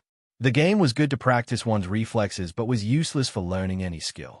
There weren't many opponents whose attack patterns would be as simple as this, and it also didn't allow for one to practice attacking using their own skills. Still, Quinn was having a lot of fun and finally was starting to have a bit of sweat on him. As the timer had reached 4 to 5 seconds, a smile on his face grew bigger. Seeing this, Zach already had his answer. Quinn was going to finish level 6, and perhaps could even go beyond. If he wanted to do something, he needed to do it now. Keeping his hand down by his side next to his waist, he opened up his palm and faced it towards the machine. He started to do a type of pulling motion, and suddenly the top section of the machine looked almost still. Inside the machine, the mechanism was being widened up as it was held back by a strange force. Zach had the power of magnetism and was holding back a part of the machine. Then, using all his strength, he released as well as pushing forward, causing the top section to swing out at a great speed. What he didn't expect was the force to be too much, the added power of being held back. With a push of full force, it had reached level 6 speed already. It caused the top part to fling off. A loud crack was heard as the object disconnected from the machine and flew in the air. What the? Quinn managed to move out of the way, but at the same time had stepped out of the circle, causing the game over screen to appear. But that wasn't a concern right now, for the flying object was heading straight for Sam. Both Vorden and Fex had predicted something like this would happen after noticing something strange and had already moved out of the way, but for Sam it wasn't the same. He was too fascinated and focused on Quinn's performance. From where Quinn was, he wouldn't reach Sam in time, so there was only one thing he could do. Flash step. In an instant, Sam could see a strange style of footwork, causing Quinn to look like he almost instantly teleported from one place to another. Still, Quinn was a little far away. Swinging out from his hip, he performed a roundhouse kick and knocked the flying object off to the side. It hit the wall and smashed into tiny pieces away from the others. Thankfully, no one was hurt. "Thank you," Sam said. When saying these words, he looked at Quinn deeply, because in that brief moment he realized something. Both of those moves Quinn had displayed, he felt like he had seen them before. The kick was one of the normal Ith martial arts. However, it was performed so cleanly and fast. But the main thing that he was shocked about was the flash steps. He had seen only one person to ever perform it before. The flash step that was performed by the player known as Bloodevolver. It couldn't be him, could it? Rather than being shocked about nearly being hit by a flying metal object, Sam was far more concerned about the skill he had just witnessed in front of him. The move that he and Nate referred to as the flash step. This was because whenever they saw the move being used, it really did seem like the user would suddenly flash into a different spot. More importantly, it was a move that Sam had only seen one person ever perform, the person known as Bloodevolver from the game. However, just because they had only seen one person perform it, didn't mean only one person knew how to. A teacher most likely needed to teach the person the move, and they most likely taught others. It was possible for one to come up with a skill themselves, but knowing the information about the Bloodevolver they did know, that seemed unlikely. They knew two things about the Bloodevolver. One was that he was from a military school since they had met on the military gaming servers. The second was that the person was a first-year student. Even if Nate was convinced that this Larry Steele person was the Bloodevolver, the only evidence he was going on was the fact that he had met these conditions as well as used gauntlets as weapons. Still, Sam didn't have much more evidence himself that the person in front of him was the real Bloodevolver. The only way to find that out was to see the person using their ability. The strange red aura, a powerful unique ability that had been used to defeat many opponents in the game, including himself. That's why Sam wasn't adamant that Quinn was the Bloodevolver. On his wristwatch, it clearly displayed that he was a level 1 user. There was no way such an ability would be deemed so weak. Then, another thought had come to him. The red aura ability was something that shouldn't have been in the game. It was an ability that was unable to be selected in the servers. Yet, it could still be used for some reason, and the game devs even confirmed it wasn't a hack. Although many didn't believe this, thinking the game devs were just trying to save face. But what if it was true? Maybe this ability was slightly different from how people knew and measured current abilities. If that was the case, then the watches the military used wouldn't be able to register anything. Sam looked at Quinn once more. He wished he could confirm it right now, but he couldn't. Inside the VR game, players created avatars to be used. So from looks alone, there was no way for Sam to tell that this was the same person, and the same could be said for Quinn. So the two were unable to recognize each other. Sam stood there dazed, thinking about these thoughts. "Hey, are you all right, man?" Fex asked. "I know that thing nearly hit you, but you didn't get hurt, right?" Snapping out of his thoughts, Sam replied, "Yeah, I'm fine. I was just shocked as you said, that's all." A little bit before the incident had occurred, one of Zach's team members had gone to the admin room to have a look at Quinn's last match, to see if there was an error in the game. When he had arrived, he asked the admin to check. They pulled up the previous match on video, and both the admin and the student observed the whole 1-minute video. So, the game was broken, right? It didn't count any of the strikes made to the machine. The student asked. At first, the admin just sat there and remained silent. The student thought he might have been doing some extra checks in the game, but instead, he was looking at it, amazed. In all of his years working, he had watched countless students play the game, but it was the first time he had seen someone do something like this. "It's amazing," the man said. The game wasn't broken at all. He managed to hit every section the second they started to move. The question wasn't whether this was possible or not. There were plenty of people who would be fast enough to do something like this. The real problem the man was struggling with was how. If one was to know the exact pattern of attacks and had it memoized, they could do something like this. But the game was random and didn't always perform the same set of actions. Somehow, the student was able to tell what was about to move before it actually moved. The man played the video again, and while doing so, a loud crash was heard outside of the room. It was the sound of Quinn kicking the top of the compartment of the machine into the wall. The two of them left immediately to have a look at what was going on outside. The game wasn't quite over yet, at least not in the mind of Quinn and his group. Because Quinn, Vorden, and Fex weren't exactly stupid, they knew something must have happened. The whole machine was acting strangely, and only when it was Quinn's turn and in its final moments, something happened to the machine. Using his inspect skill on Zach once again, he confirmed that he had a magnetic skill. He must have tampered with the game. "Well, it looks like the machine broke. Good thing no one got hurt. Huh? Why don't we just call this one a draw? You keep your armor there and I'll keep my crystal." It was a fun little game, wasn't it? When saying these words, Zach's heart was beating faster, and when looking at those in front of him, it started beating even more quickly. Not only was Quinn giving him strange stares, but the other two boys next to him were as well. The look in Thea's eyes was no less frightening than Quinn's. What's wrong with these guys?